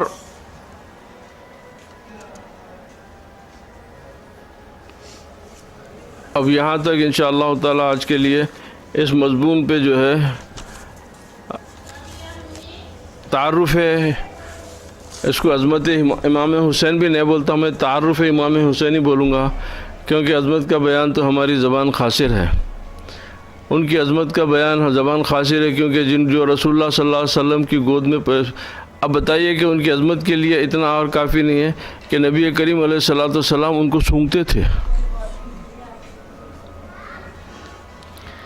اب بتائیے کہ انتہائی محبت یہ کون سی ہے کہ کون سے اچھے سے اچھی محبت کرنے والا باپ اپنی اولاد کو سونگتا؟ نبی کریم علیہ الصلوۃ والسلام امام حسن و حسین کو سونگتے تھے۔ یہ سمجھنے والوں کے لیے یہ بہت بڑی بات ہے، یہ بہت بڑی بات ہے کہ محبت کی اس سے بڑی اور کوئی انتہا نہیں ہو سکتی، کہ ایسا نہیں کہ چلو وہ لوگ عطر لگائے ہوئے تھے تو سونگتے تھے، وہ عطر کی خوشبو سے سونگتے تھے، نہیں، اسی لیے سونگتے تھے کہ یہ دنیا میں میرے ایسے تر و تازہ پھول ہیں کہ قیامت تک ان کی خوشبو کائنات میں پھیلی رہیں گی، یہ ایسے پھول ہیں کہ جن کی خوشبو قیامت تک کے لیے پھیلی رہے گی، اور جو ان سے محبت کرے گا وہ خوشبودار ہو جائے گا، جو ان کا ذکر کرے گا اس کی زبان میں خوشبو پیدا ہو جائے گی، جو ان کی محبت سے اس کے دل اس کی عبادتوں میں خوشبو پھیل جائے گی، وہ خود نور کا پتلا بن جائے گا جو ان سے محبت کرے گا۔ تو اب ان کے بارے میں تو اتنا ہی کافی ہے کہ وہ نبی کی آنکھوں کے تارے تھے، ان سے زیادہ، اور سرکار بارہا فرما دیے کہ حتیٰ کہ یہ روایت بی بی عائشہ رضی اللہ تعالیٰ عنہ کی ہے کہ آگے پوچھے کہ یا رسول اللہ صلی اللہ علیہ وسلم سب سے زیادہ کس کو چاہتے؟ تو بولے کہ حسن و حسین کو، تو بولے نہیں عورتوں میں؟ تو بولے فاطمہ کو، مردوں میں؟ تو بولے ان کے شوہر کو۔ اب یہ روایتیں بی بی عائشہ سے، بہت ساری روایتیں، اب کیونکہ ان کا جب سب سے پہلی چیز دیکھو آپ، ایک امتحان آپ کے کدھر جانے کی ضرورت نہیں ہے، بحث میں پڑھنے کی ضرورت نہیں ہے، کون کیا بولا وہ سب باتیں اپنی جگہ ہوں گی، آپ پہلے خالی آپ دل میں غور کر کے دیکھو، آپ آنکھ بند کر کے اہل امام حسن علی آپ ان کا ذکر کرو تو آپ قسم کھا کے بولو کہ آپ کے دل پہ کیسا محسوس ہوتا۔ جب آپ کے دل آپ کو گواہی دیتا کہ یہ کام اچھا ہو رہا تو وہ کام اللہ کی طرف سے، اس لیے کہ وہ ذکر میں اللہ تعالیٰ برکتوں کا نزول رکھا، ان کے ذکر میں اللہ تعالیٰ ایسی پاکی رکھا ہے کہ وہ ذکر سے آپ کے قلوب میں پاکی پیدا ہو جاتی ہے۔ تو یہ اللہ کی طرف سے بشارت ہے آپ کو کہ ذکر کرو، یہ ذکر کرو، کیوں؟ اور یہی وجہ سے ہر ولی کائنات کا ان کے ذکر میں مصروف رہا، اسی ولایت ہی نہیں مل سکتی جب تک کہ انہیں وہ در پہ سر نہیں جھکاتا، وہ ولی نہیں ہو سکتا کائنات میں جو ان کے در سے وابستہ نہیں ہوتا، جو ان کے در سے وابستہ نہیں ہوا وہ ولی نہیں ہوا۔ ولایت کی شرط ہی یہ ہے کہ ان کی دیر پہ جبہ سائی کرو، ان کی محبت کو اپنا توشہ بنا لو، ان کے ذکر کو اپنا ذکر بنا لو، ان کی ثنا، ان کی مدح، ان کی ثنا کو اپنے وظیفہ بنا لو، تو پھر اللہ سبحانہ و تعالیٰ تمہارے مراتب، تمہارے درجات میں بلندی عطا فرمائے گا۔ یہ فیصلہ ہے یہ، اور اب کیوں فیصلہ ہے یہ تمام آپ کو میں بتایا کہ جو ہے قرآنی آیات ہے اور بہت سارے تذکرے ہیں اس میں۔ اب آئیے کربلا معوضہ کے بارے میں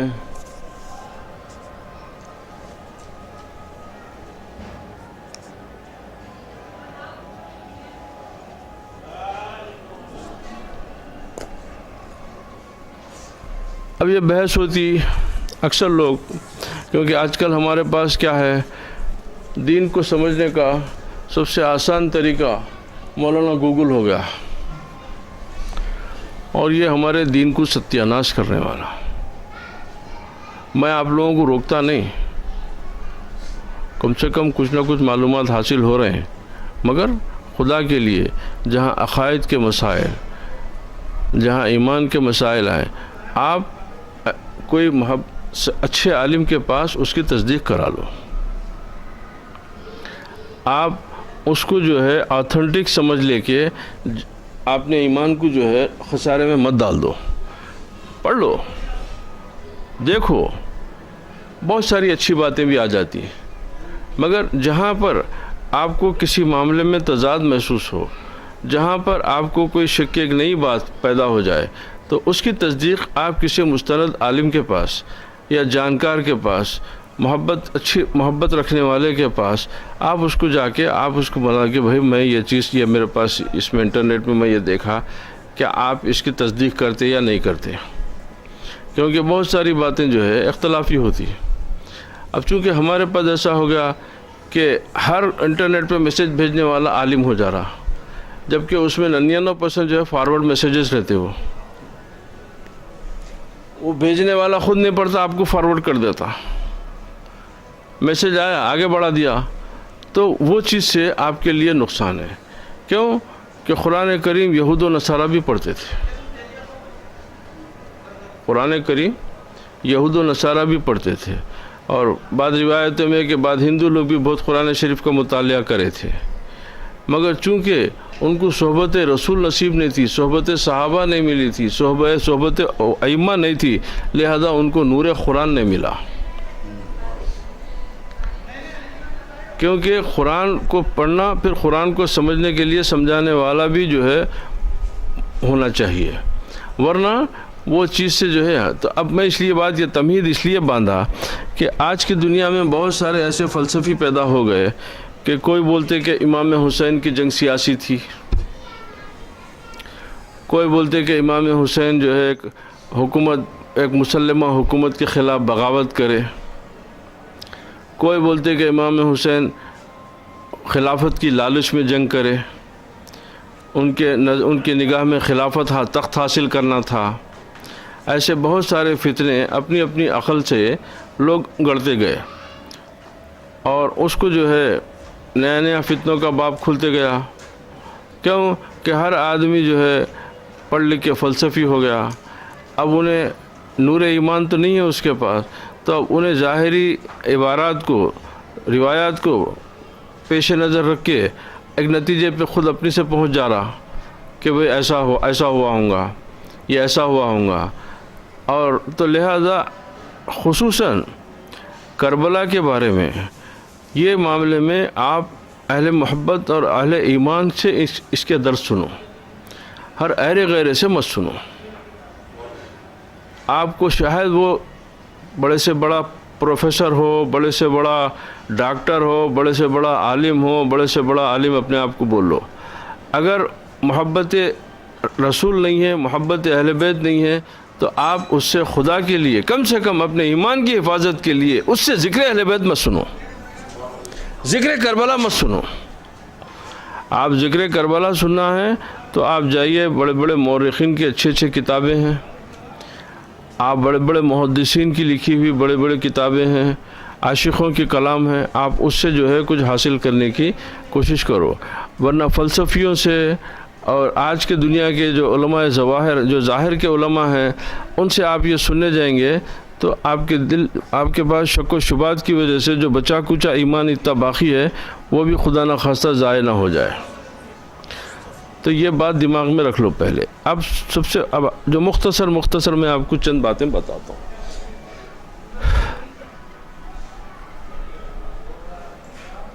مولا علی کی خلافت، جب آپ خلیفہ کیسا بنے؟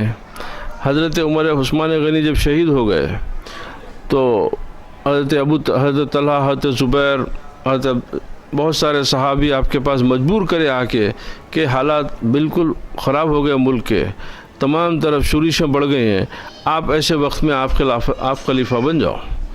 آپ بولے کہ نہیں، تم کسی کو بنا لو میں اس کی تائید کروں گا، تم کسی کو بنا لو میں اس کی تائید کروں گا، مجھے اس جھمیلے میں مت ڈالو۔ تو بہت مجبور کر کے بولے کہ نہیں، ان حالات میں آپ سے زیادہ کوئی مستحق ایسا قابل شخص نہیں ہے جو ان حالات کے اوپر اپنی گرفت یعنی پکڑ سکتا ہے، کنٹرول کر سکتا ہے۔ تو مجبور کرنے کے بعد میں آپ کی خلافت ہوئی۔ جیسے ہی آپ خلافت پہ بیٹھے تو یہ جو صحابہ جو آپ کو مجبور کرے تھے انہوں نے آپ کے خلاف جنگ کا اعلان کر دیا۔ پہلی جنگ جمل، کیا بولے تو ایک نیا ہو گیا کہ بھئی حضرت عثمان کے قاتلوں کا بدلہ نہیں لے رہے۔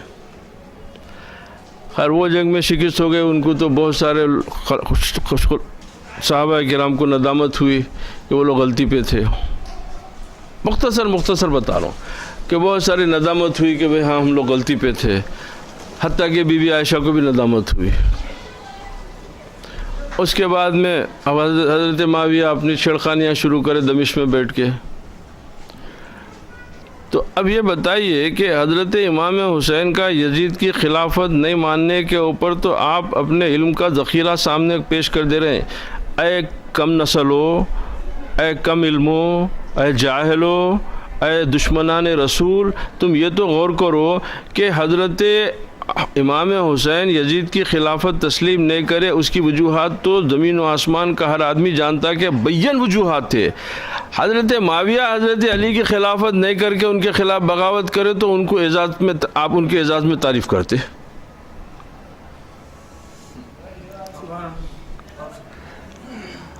کیا حضرت علی ابن ابی طالب مسلم الثبوت خلیفہ تھے نہیں تھے؟ کیا امت کا ان کی خلافت پہ اجماع ہوا تھا یا نہیں ہوا تھا؟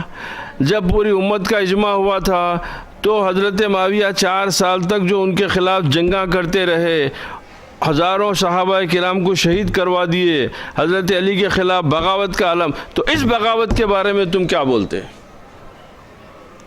یہ بغاوت نہیں ہے۔ حضرت حسین کی بغاوت کا ذکر کرتے، حضرت حسین کی بغاوت نہیں تھی،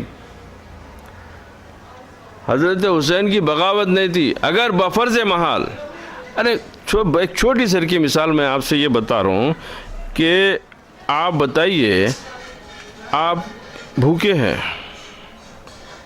کھانے کو کچھ نہیں ہے، جیب میں 1 روپیہ بھی نہیں ہے، چولہے میں 1 دانہ اناج کا بھی نہیں ہے، فاقے کی حالت ہے۔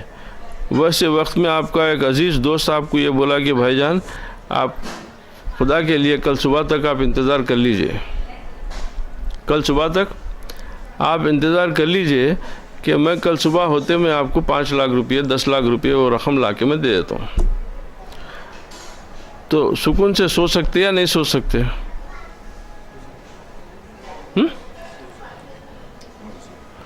تو جس کو جنت کی سرداری ملی انہیں جو ہے یہ دنیا کی 4 دن کی خلافت کے واسطے اتنا بڑا کام کرتا۔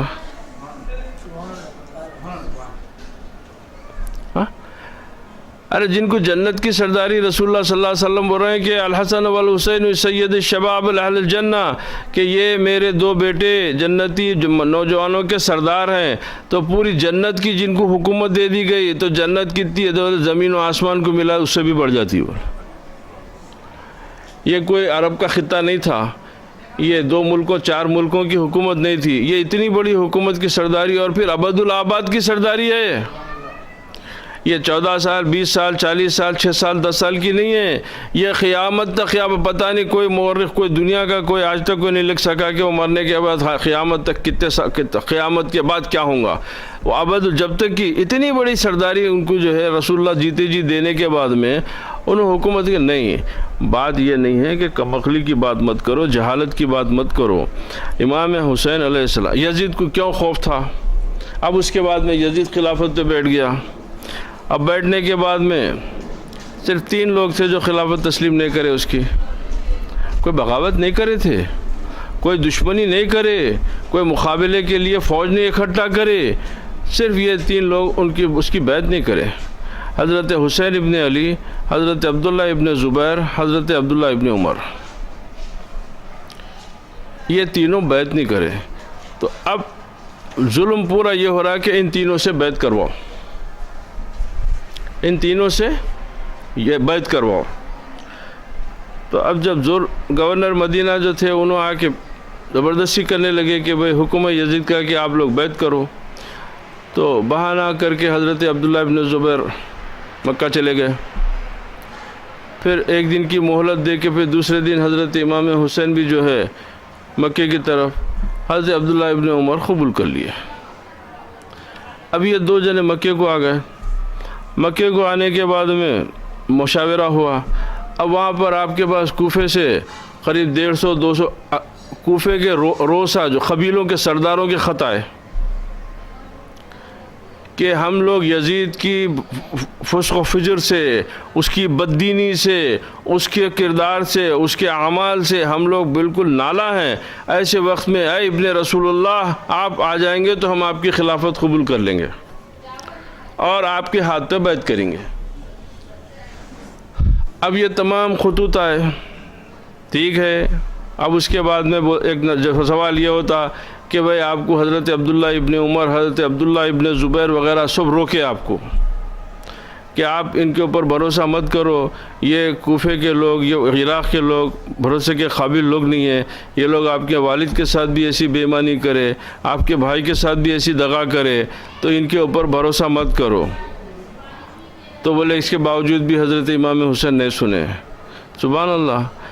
آپ کو یہ بات تو سمجھ میں آ گئی کہ حضرت عبداللہ ابن عمر، عبداللہ ابن زبیر بولے ان کو مت جاؤ، اور آ کے لوگ بولے مت جاؤ، آپ بھروسہ مت کرو، تو حضرت امام حسین ان کی بات نہیں سنے۔ اتنی تو بات آپ تک سمجھ میں آ گئی، آگے کی بات سمجھ میں نہیں آئی نا آپ کے؟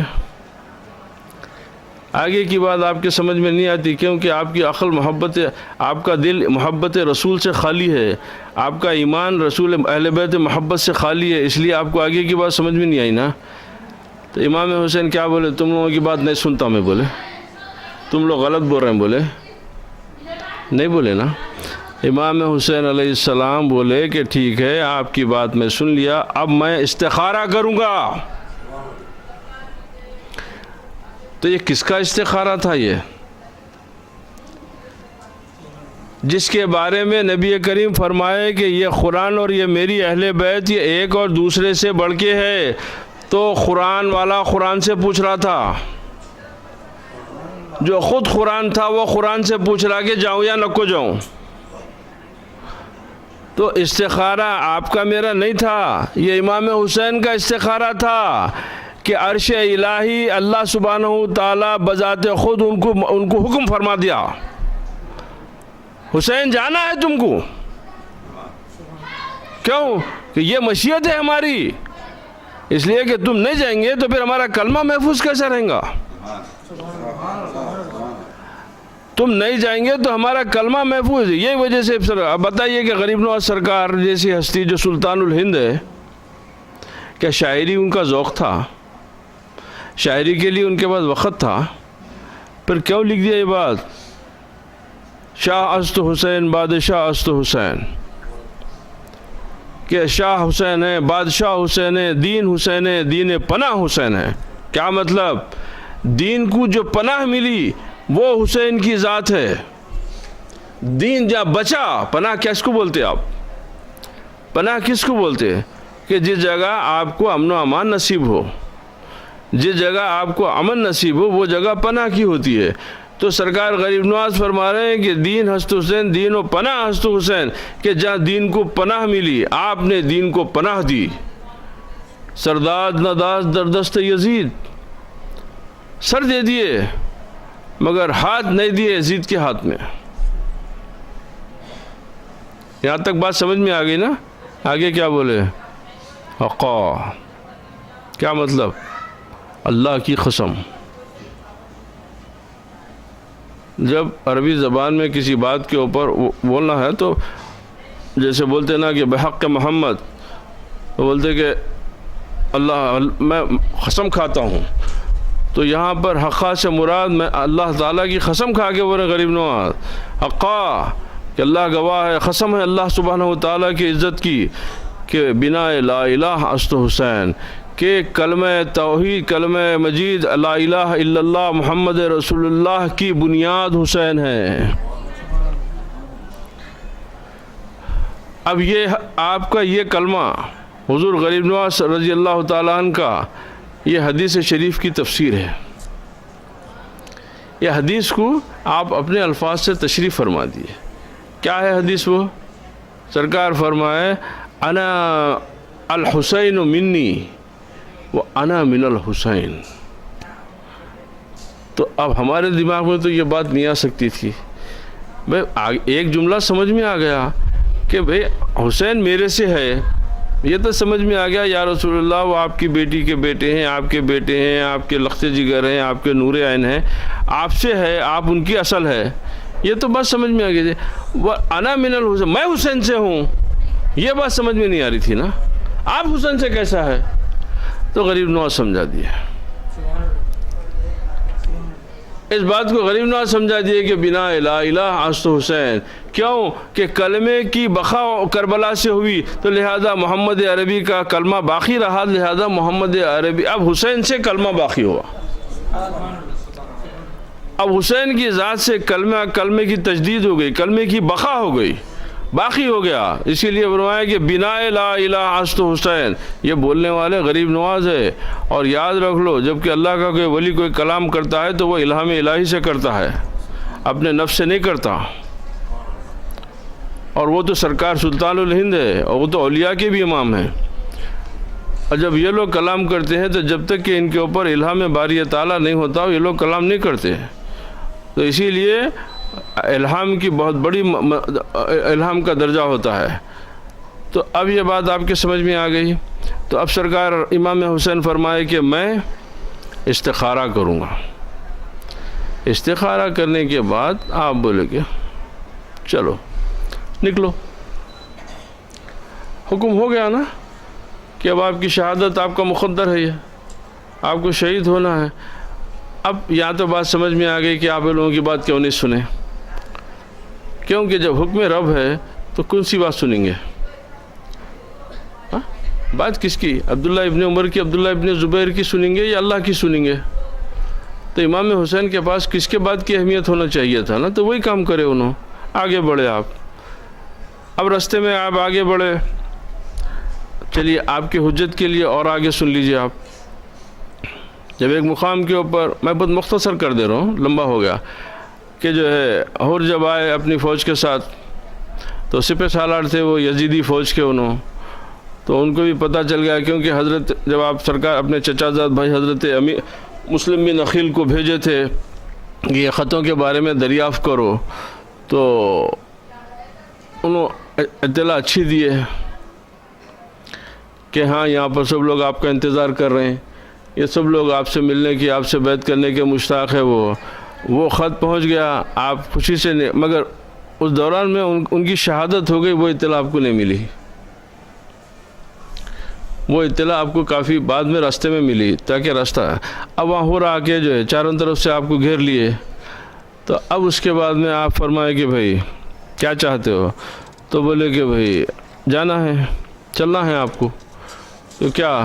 تو بولے یزید کی بیعت کرنا ہے.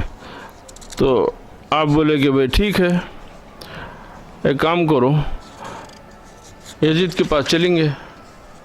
یہ کلام میں آپ کو تاریخی بات بتا رہا ہوں. امام حسین انکار نہیں کرے. امام حسین بولے کہ یزید کے پاس چلو، بھائی یزید کی بیعت کرنا ہے نا، تو یزید سے بات کریں گے. بولے نہیں. پھر کیا؟ تو بولے یزید کی بیعت ابن زیاد کے ہاتھ پہ کرو.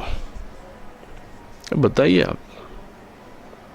آپ بتائیے کہ یہ کون سے دنیا کا دستور تھا کہ ایک تو وہ فاسق و فاجر خود امام حسین کی جوتی کے پاس بیٹھنے کے قابل نہیں، اس کا ایک غلام کے ہاتھ پہ آپ وفاداری کی بیعت کرنا کہتے. کس کو کیا بولا جا رہا؟ کس کو کیا بولا جا رہا؟ ذرا غور کرو آپ. اور ہمارے فلسفی حضرات اس کے اوپر بحث کرتے ہیں. ارے کمبختو، ارے عقل کے دشمنوں کر غور تو کرو کہ کس سے کیا بولا جا رہا. امام حسین سے فرمایا جا رہا کہ تم یزید کی بیعت ابن زیاد کے ہاتھ پہ کرو. بولے یہ ناممکن ہے. تو پھر تو بولے ٹھیک ہے، میں جہاں سے آیا وہاں سے چلے جاتا ہوں. یہ نہیں بولے امام حسین، یہ نہیں بولے کہ ٹھیک ہے میں مکے سے آیا نا، میں مکے کو چلے جاتا ہوں. بولے نہیں، نہ آپ واپس جا سکتے نہ آپ یزید سے مل سکتے. اب ایک ہی شرط ہے آپ کے پاس کہ یزید کی بیعت ابن زیاد کے ہاتھ پہ کرے تو آپ کے ساتھ معاملہ ہوگا. تو اب ان حالات میں امام حسین کو کیا کرنا چاہیے تھا؟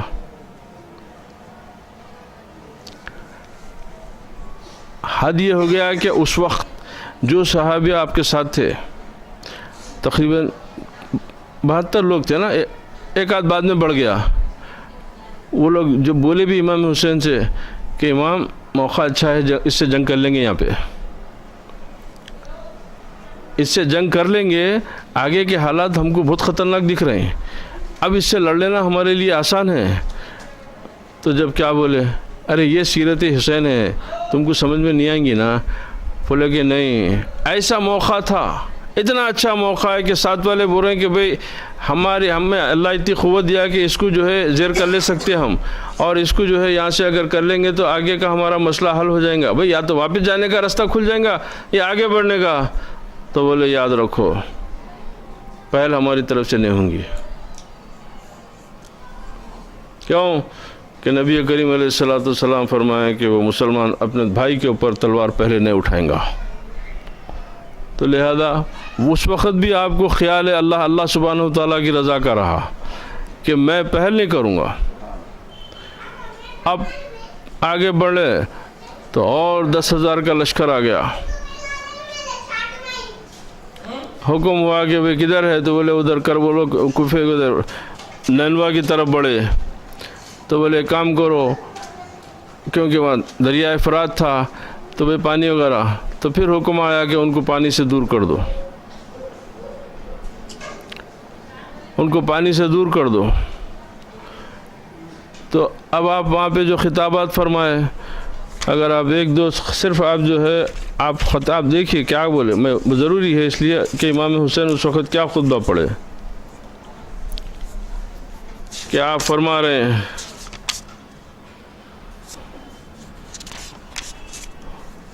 بار بار آپ جو ہے لوگوں سے یاد دلا رہے ہیں. یہ تاریخی خطبہ تھا امام حسین علیہ السلام کا. اے لوگو، تم میری سنو، عجلت نہ کرو، تاں کہ جہاں تک مجھ پر واجب ہے میں تم کو سمجھا نہ لوں، اور میں اپنے آنے کا سبب تم سے نہ بیان کر لوں.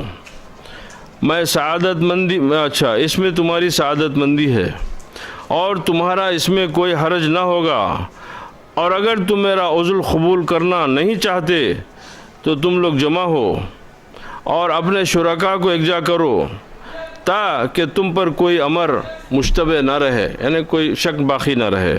اس کے بعد میرے سامنے آؤ اور بے رو رعایت دیکھو. بے شک میرا ولی اللہ ہے جس نے کتاب اتاری اور صالحین کا ولی ہے. اب اس کے بعد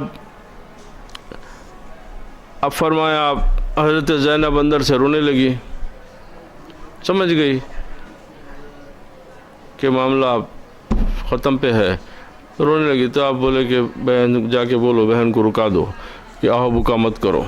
اب اس کے بعد فرمائے، اما بعد تم میرے نسب پر غور کرو، تم میرے نسب پر غور کرو اور دیکھو کہ میں کون ہوں.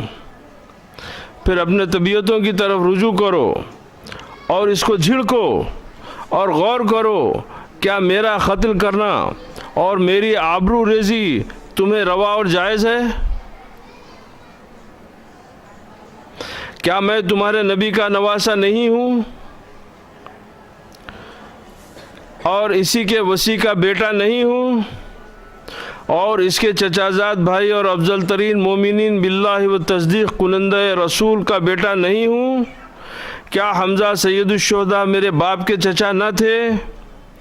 کیا جعفر الشہید جو جنت میں اب پروں سے اڑ رہے ہیں میرے چچا نہیں ہیں؟ کیا تم کو یہ خبر نہیں پہنچی کہ رسول اللہ صلی اللہ علیہ وسلم نے میرے اور بھائی کے حق میں فرمایا ہے کہ تم دونوں سردار جوانان جنت ہو اور اہل سنت کی آنکھ کی ٹھنڈک ہو؟ پر جو میں نے تم سے کہا ہے اس کی تصدیق کرو اور یہی سچ ہے۔ بخدا میں نے جھوٹ کبھی نہیں بولا جب سے مجھے یہ معلوم ہوا ہے کہ اللہ تعالیٰ اس سے ناراض ہوتا ہے، یعنی جھوٹ بولنے سے۔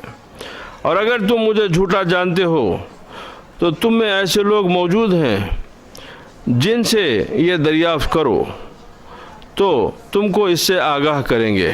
بہت سارے صحابہ جو بہت سارے تھے وہ لوگ یزید کی فوج میں، تو آپ بولے کہ ان سے معلوم کر لو۔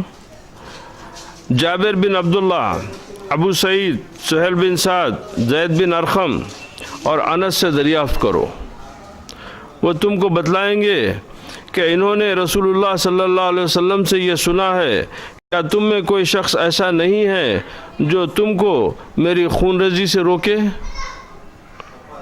پس اگر تم لوگ میرے کہنے پر مشکوک ہو، شک ہے، یا میرے نواسے رسول ہونے پر شک کرتے ہو تو واللہ مابین مشرق و مغرب میرے سوائے تمہارے نبی کا تم میں اور نہ کسی غیر میں کوئی نواسا نہیں۔ اگر ہو تو بتلاؤ، کیا میں نے تم میں سے کسی کو مار ڈالا ہے جس کا عوض مجھ سے طلب کر رہے ہو، یا کسی کے مال کو میں نے چھین لیا، دبا لیا ہے جس کا معاوضہ مانگتے ہو، یا کسی قسم کا قصاص مانگتے ہو؟ کس چیز کے لیے تم میرے سے دشمنی کر رہے ہو؟ تو یہ تمام حجت کی تکمیل ہو گئی۔ آپ ان کو خطبہ دیں، اپنے بارے میں بھی معلوم کروا دیے اور سامنے والوں کے بارے میں بھی معلوم کروا دیے۔ ان تمام باتوں کے باوجود بھی معاملہ حل نہیں ہوا۔ اب پھر وہاں پر جب لمبی تاریخ ہے انشاءاللہ، پھر تو ابن سعد، وہ بھی کیا بولنا، صحابی رسول کے بیٹے تھے، ان کو ابن زیاد بولا کہ بھئی اگر تم فوج نہیں لے کے جائیں گے تو میں تمہارے کو جو ہے ایک علاقہ ہے افغانستان کی طرف آتا، آپ تو وہاں کی گورنری دینے کا وعدہ کرا تھا انہوں ذرا ہچکچا رہے تھے، تھوڑا ایمان باقی تھا ان کے، تو میں امام حسین کے قتل میں کیا سازش ہوں۔ تو انہوں نے بولا ٹھیک ہے تم مت جاؤ، نہیں جائیں گے تو میں گورنری کے پیپر واپس کر دو میرے کو۔ تو انہوں نے بولا نہیں ٹھیک ہے میں جاتا ہوں، چلے گئے۔ اب آ گئے، 3 دن تک محاصرہ ہوا، تو وہاں پر سب سے جو اچھی بات تھی، جو پکڑ کے لائے تھے، جو پہلے وقت جو آپ کو راستے میں جو ہے گھیراؤ کرے، جب وہاں کربلا پہنچنے کے بعد میں ان کو شک ہو گیا، بولے یا اللہ میرے سے بہت بڑی غلطی، خدا غارت کری ہے ابن زیاد کا، میں نہیں سوچا تھا کہ یہ سلوک ہونے والا ہے رسول اللہ کی اولاد کے ساتھ، میں بڑا مجرم ہو گیا، سمجھ میں نہیں آیا۔ گھوڑا آگے پیچھے کرنے لگے، تو لوگ بولے کہ بھئی کیا بات ہے حر، تمہارا نام ہی حر یعنی آزاد، بولے تم جیسے آدمی کو ہم کبھی جو ہے جنگوں میں اس طریقے سے نہیں دیکھے، اب جو ہے تمہاری حالت ایسی کیوں ہے؟ تو بولے اللہ سبحانہ و تعالیٰ میرے سامنے جنت اور دوزخ دونوں رکھ دیا اور مجھے فیصلہ کر لینے کا اختیار دیا کہ تم کیا اختیار کرتے کر لو۔ تو بولے کیا اختیار کرے؟ تو گھوڑے کی ریڑ مارے سیدھا امام حسین کے سامنے آ گئے، آ کے بولے خطاوار، خدا گواہ ہے آپ میرے دل کی کیفیت سے واقف ہے، اگر مجھے رتی برابر بھی شک ہوتا کہ یہ ابن زیاد، یہ ابن سعد، یہ کمینی النسل اگر آپ کے ساتھ ایسا سلوک کرنے تو خدا کی قسم میں آپ کو وہاں سے چھوڑ دیتا۔ میں سمجھا کہ صرف آپ کو جو ہے ڈرا دھمکا کہ آپ کے کسی نہ کسی طریقے سے صرف اور صرف خلافت کے بارے میں بات ہوں گی، مگر یہاں جو لشکر بھیجا ہے یہ تمام انتظام کو دیکھ کے تو بولے کہ اب میرے کو ہے کہ بھئی اصل میں مقصد آپ لوگوں کو جو ہے آپ کے قتل کا ہے، تو میرے سے بہت بڑی خطا ہو گئی، کیا آپ مجھے معاف کر دیں گے؟ کیا میری توبہ آپ قبول کر لیں گے اور آپ کا رب قبول کرے گا؟ تو یہ قدرت حسین ہے، یہ نہیں بولے۔ اب اندازہ لگائیے کہ آپ یہ نہیں بولے کہ بے شک میں اللہ سے دعا کروں گا، آپ اس کو وہی جنت کی بشارت بھی دے دی کہ بولے انشاءاللہ اللہ سبحانہ و تعالیٰ تم کو معاف کرے گا، میں معاف کیا اور میرا رب بھی معاف کیا اور تم جنت میں جائیں گے. یعنی یہ بھی بولے کہ تو شہید بھی ہوں گا تو جنت میں بھی جائیں گا. تو پھر انہوں بھی ان کی فوج میں شامل ہو گئے. اب جنگ 10 کے دن صبح سے جنگ شروع ہوئی. پہلے بہت سارے صحابہ ایک ایک جتنے ساتھیاں تھے 72 نفوس تھے پورے، وہ شہید ہوتے گئے. اس کے بعد حضرت اون، حضرت محمد، حضرت قاسم، حضرت علی اکبر، سب ایک کے بعد سے. مگر ایک یاد رکھ لو گے، کوئی آسانی سے شہید نہیں ہوا. یہ ایک تاریخ ہے یہ کہ جو بھی شہید ہوا 2-4 کو لے کے ہوا. یعنی ایسا جا کے خالی گردن نہیں کٹائے، پورا مقابلہ کر کے بہادری کے مظاہرے کے بعد میں جو ہے شہادت کا جام پیے. اب جب آخری میں سب ختم ہو گئے، کوئی نہیں بچے، حتیٰ کہ علی اصغر کے بھی حلق میں آ کے تیر لگ گیا. معصوم نونہال 6 مہینے کے، انہوں بھی شہید ہو گئے. تو اب گھر میں جو ہے صرف عورتیں تھیں اور ایک بیمار حضرت زین العابدین. اب امام حسین علیہ السلام تلوار لے کے گھوڑے پہ بیٹھے. اب بتائیے آپ، یہ جو کہانی ہے، یہ واقعہ دیکھو آپ اور غور کرو. 3 دن کے فاقے ہیں، 3 دن کے پیاسے ہیں، اور پیاس ریگستان کی پیاس ہے. اللہ کو گواہ رکھ کے بول رہا ہوں، میں اس کا امتحان ایک چھوٹا سا میں زندگی میں میرے پہ گزر چکا ہے.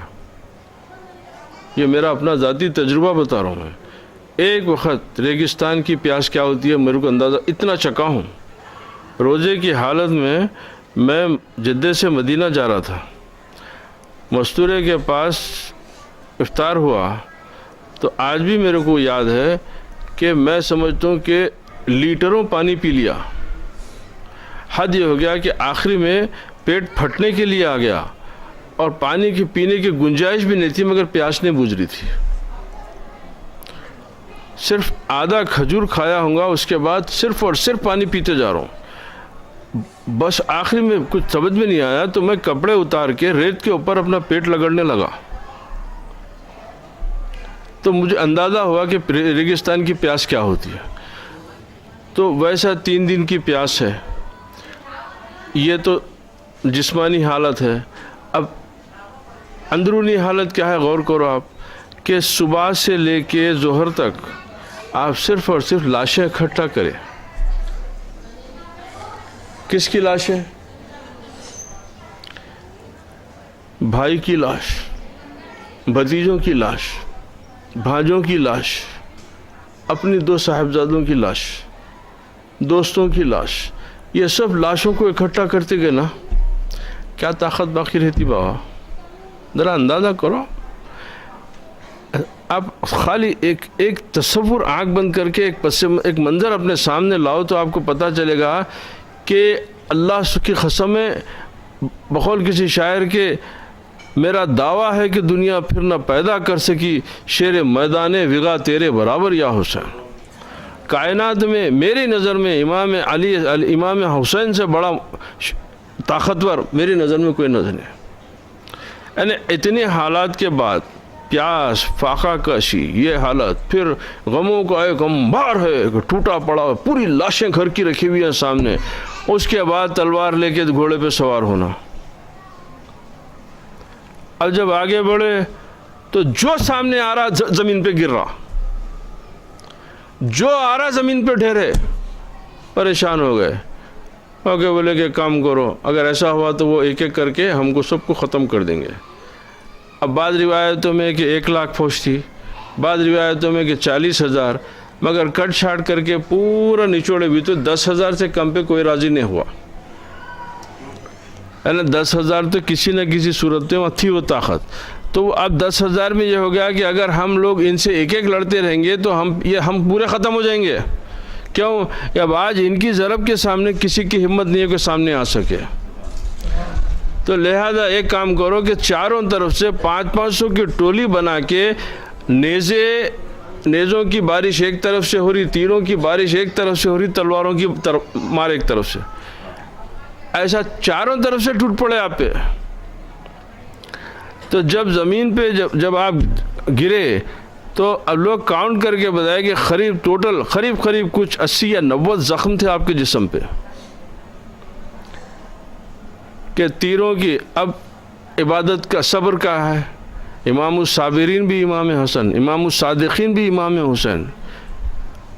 اب آپ بتائیے کہ ویسی حالت میں آپ جب شمر ملون جب گردن کاٹنے کے لیے آگے بڑھا تو آپ یہ نہیں بولے کہ بھائی اب چھوڑ دے، کیا باقی رہا. نہیں، آپ آخری کلمہ اس سے کیا مانگے تو سجدہ کرنے کی مہلت. تو یہ عبادت کا مفہوم سمجھائے کہ ایسی حالت میں بھی خدا سے ناشکری امام حسین کو پسند نہیں تھی. ایسی حالت میں بھی خدا کا شکر بجا لانا، اس کی بندگی کی فوقیت، اس کی بندگی کو آگے رکھنا، اس کی عبادت کو مقدم رکھنا، یہ امام حسین کی سنت ہے. اب جب آپ سجدے کے لیے کروٹ لیے، چونکہ اٹھ نہیں سکتے تھے، پورے زخموں سے چکنا چور تھے، تو آپ جب زمین پہ الٹا لے ہوئے تو جب سر آپ کا زمین کے اوپر جیسا پیشانی زمین پہ ہوئی تو پیچھے سے انہیں کاٹ دیا. اب یہ واقعہ ایسی نہیں ہوا. اب ایک دو حدیثیں اس میں سنا کے میں بات ختم کرتا ہوں کہ اب یہ واقعہ ہوا. حضرت ام سلمہ رضی اللہ تعالیٰ عنہ فرماتی کہ میں اس خواب دیکھی کہ نبی کریم علیہ السلام جو ہے تشریف لائے، اور نبی کریم علیہ السلام نہیں، حضرت عبداللہ ابن عباس رضی اللہ تعالیٰ عنہ فرمائے کہ میں دیکھا کہ رسول اللہ صلی اللہ علیہ وسلم تشریف لائے اور آپ کے ہاتھ میں جو ہے ایک شیشی تھی، اس میں خون تھا. تو میں بولا کہ میں میرے ماں باپ قربان یا رسول اللہ آپ کے اوپر. تو رسول اللہ صلی اللہ علیہ وسلم اور کہ میں صبح سے حسین اس کے گھر والوں کا خون اکٹھا کر رہا تھا. تو امام حضرت عبداللہ ابن عباس فرمائے کہ میں جب معلوم کرا تو وہ وہی وقت تھا جب شہادت حسین ہوئی. تو اب یہ غم رسول اللہ صلی اللہ علیہ وسلم کا بیان کون کر رہے ہیں؟ حضرت عبداللہ ابن عباس. حضرت ام سلمہ رضی اللہ تعالیٰ عنہ بھی وہی فرماتی کہ میں دیکھی کہ رسول اللہ صلی اللہ علیہ وسلم کے بال اور داڑھی میں جو ہے گرد تھی. میں بولے کہ یا رسول اللہ میرے ماں باپ پہ صدقے یہ کیا ہے؟ تو بولے میرے نواسوں کو میں شہید کر دی. تو یہ غم ایسا ہے کہ نبی کریم علیہ السلام بھی یہ غم کا اظہار کرے، صحابہ کرام بھی یہ غم کا اظہار کرے، اور کائنات میں ہر اہل محبت یہ غم کا اظہار کریں گا. کیوں کہ ان کے غم کا ذکر کرنا، ان کی شہادت کا ذکر کرنا یہ عبادت ہے.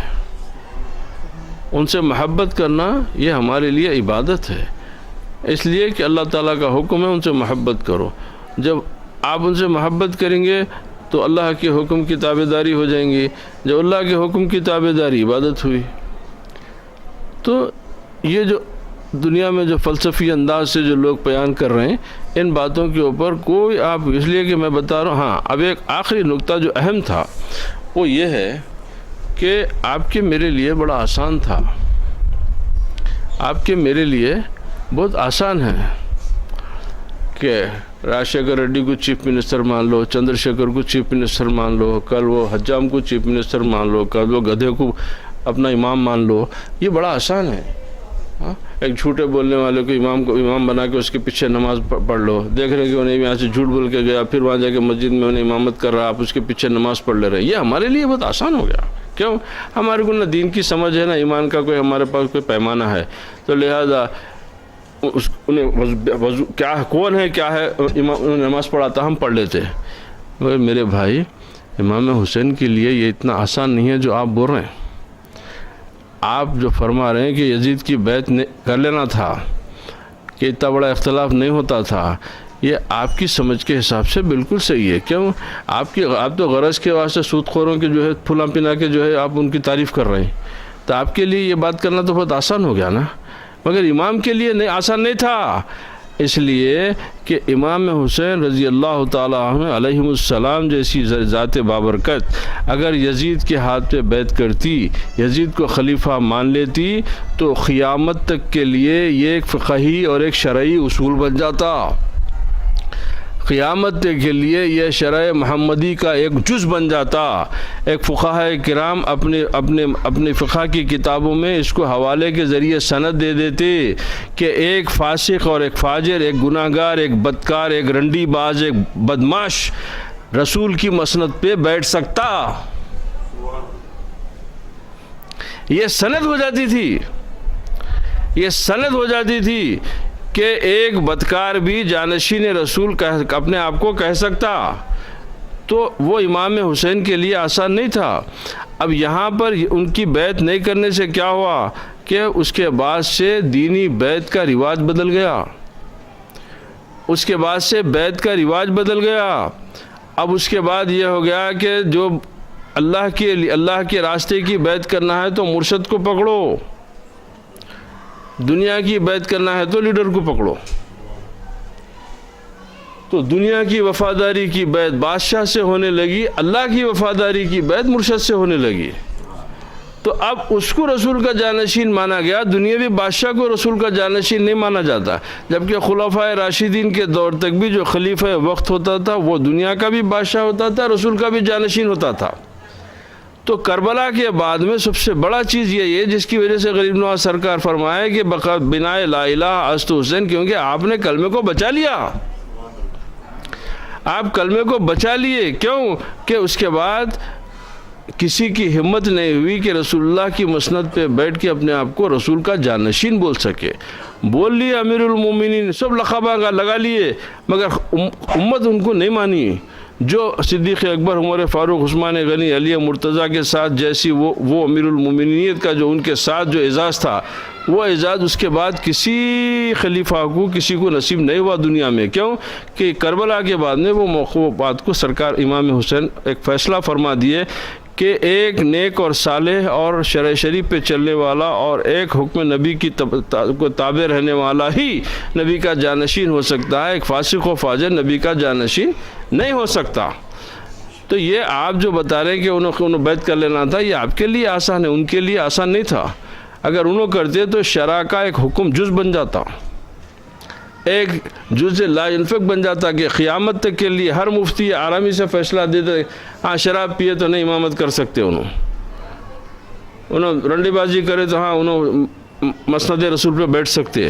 کیوں کہ یزید کو امام حسین تسلیم کر لیے. تو یہ اتنا بڑا مسئلہ تھا. تو شہادت کربلا دراصل جیسے سرکار غریب نواز فرمائے کہ یہ تجدید، یہ ایمان کی دوبارہ تجدید ہوئی اور حق و باطل کا فرق ہوا. وہاں سے یہ بات پتہ چلی کہ حق کیا ہے، باطل کیا ہے، سچ کیا ہے، جھوٹ کیا ہے. اب چونکہ سچ امام حسین تھے تو آج ان کا ذکر 1400 سال سے ہو رہا. جھوٹ یزید تھا تو اس کے نام پہ آج بھی ذکر کرنا نہیں پڑتا، پڑھے تو لعنتی بولنا پڑتا. کیونکہ اللہ تعالیٰ باقی سچ کو رکھا، جھوٹ کو مٹا دیا. وآخر دعوانا الحمدللہ رب العالمین والصلاة والسلام علی سید الانبیاء والمرسلین وعلی آلہ وصحبہ واہل بیتہ الطیبین الطاہرین برحمتک یا ارحم الراحمین. اللہ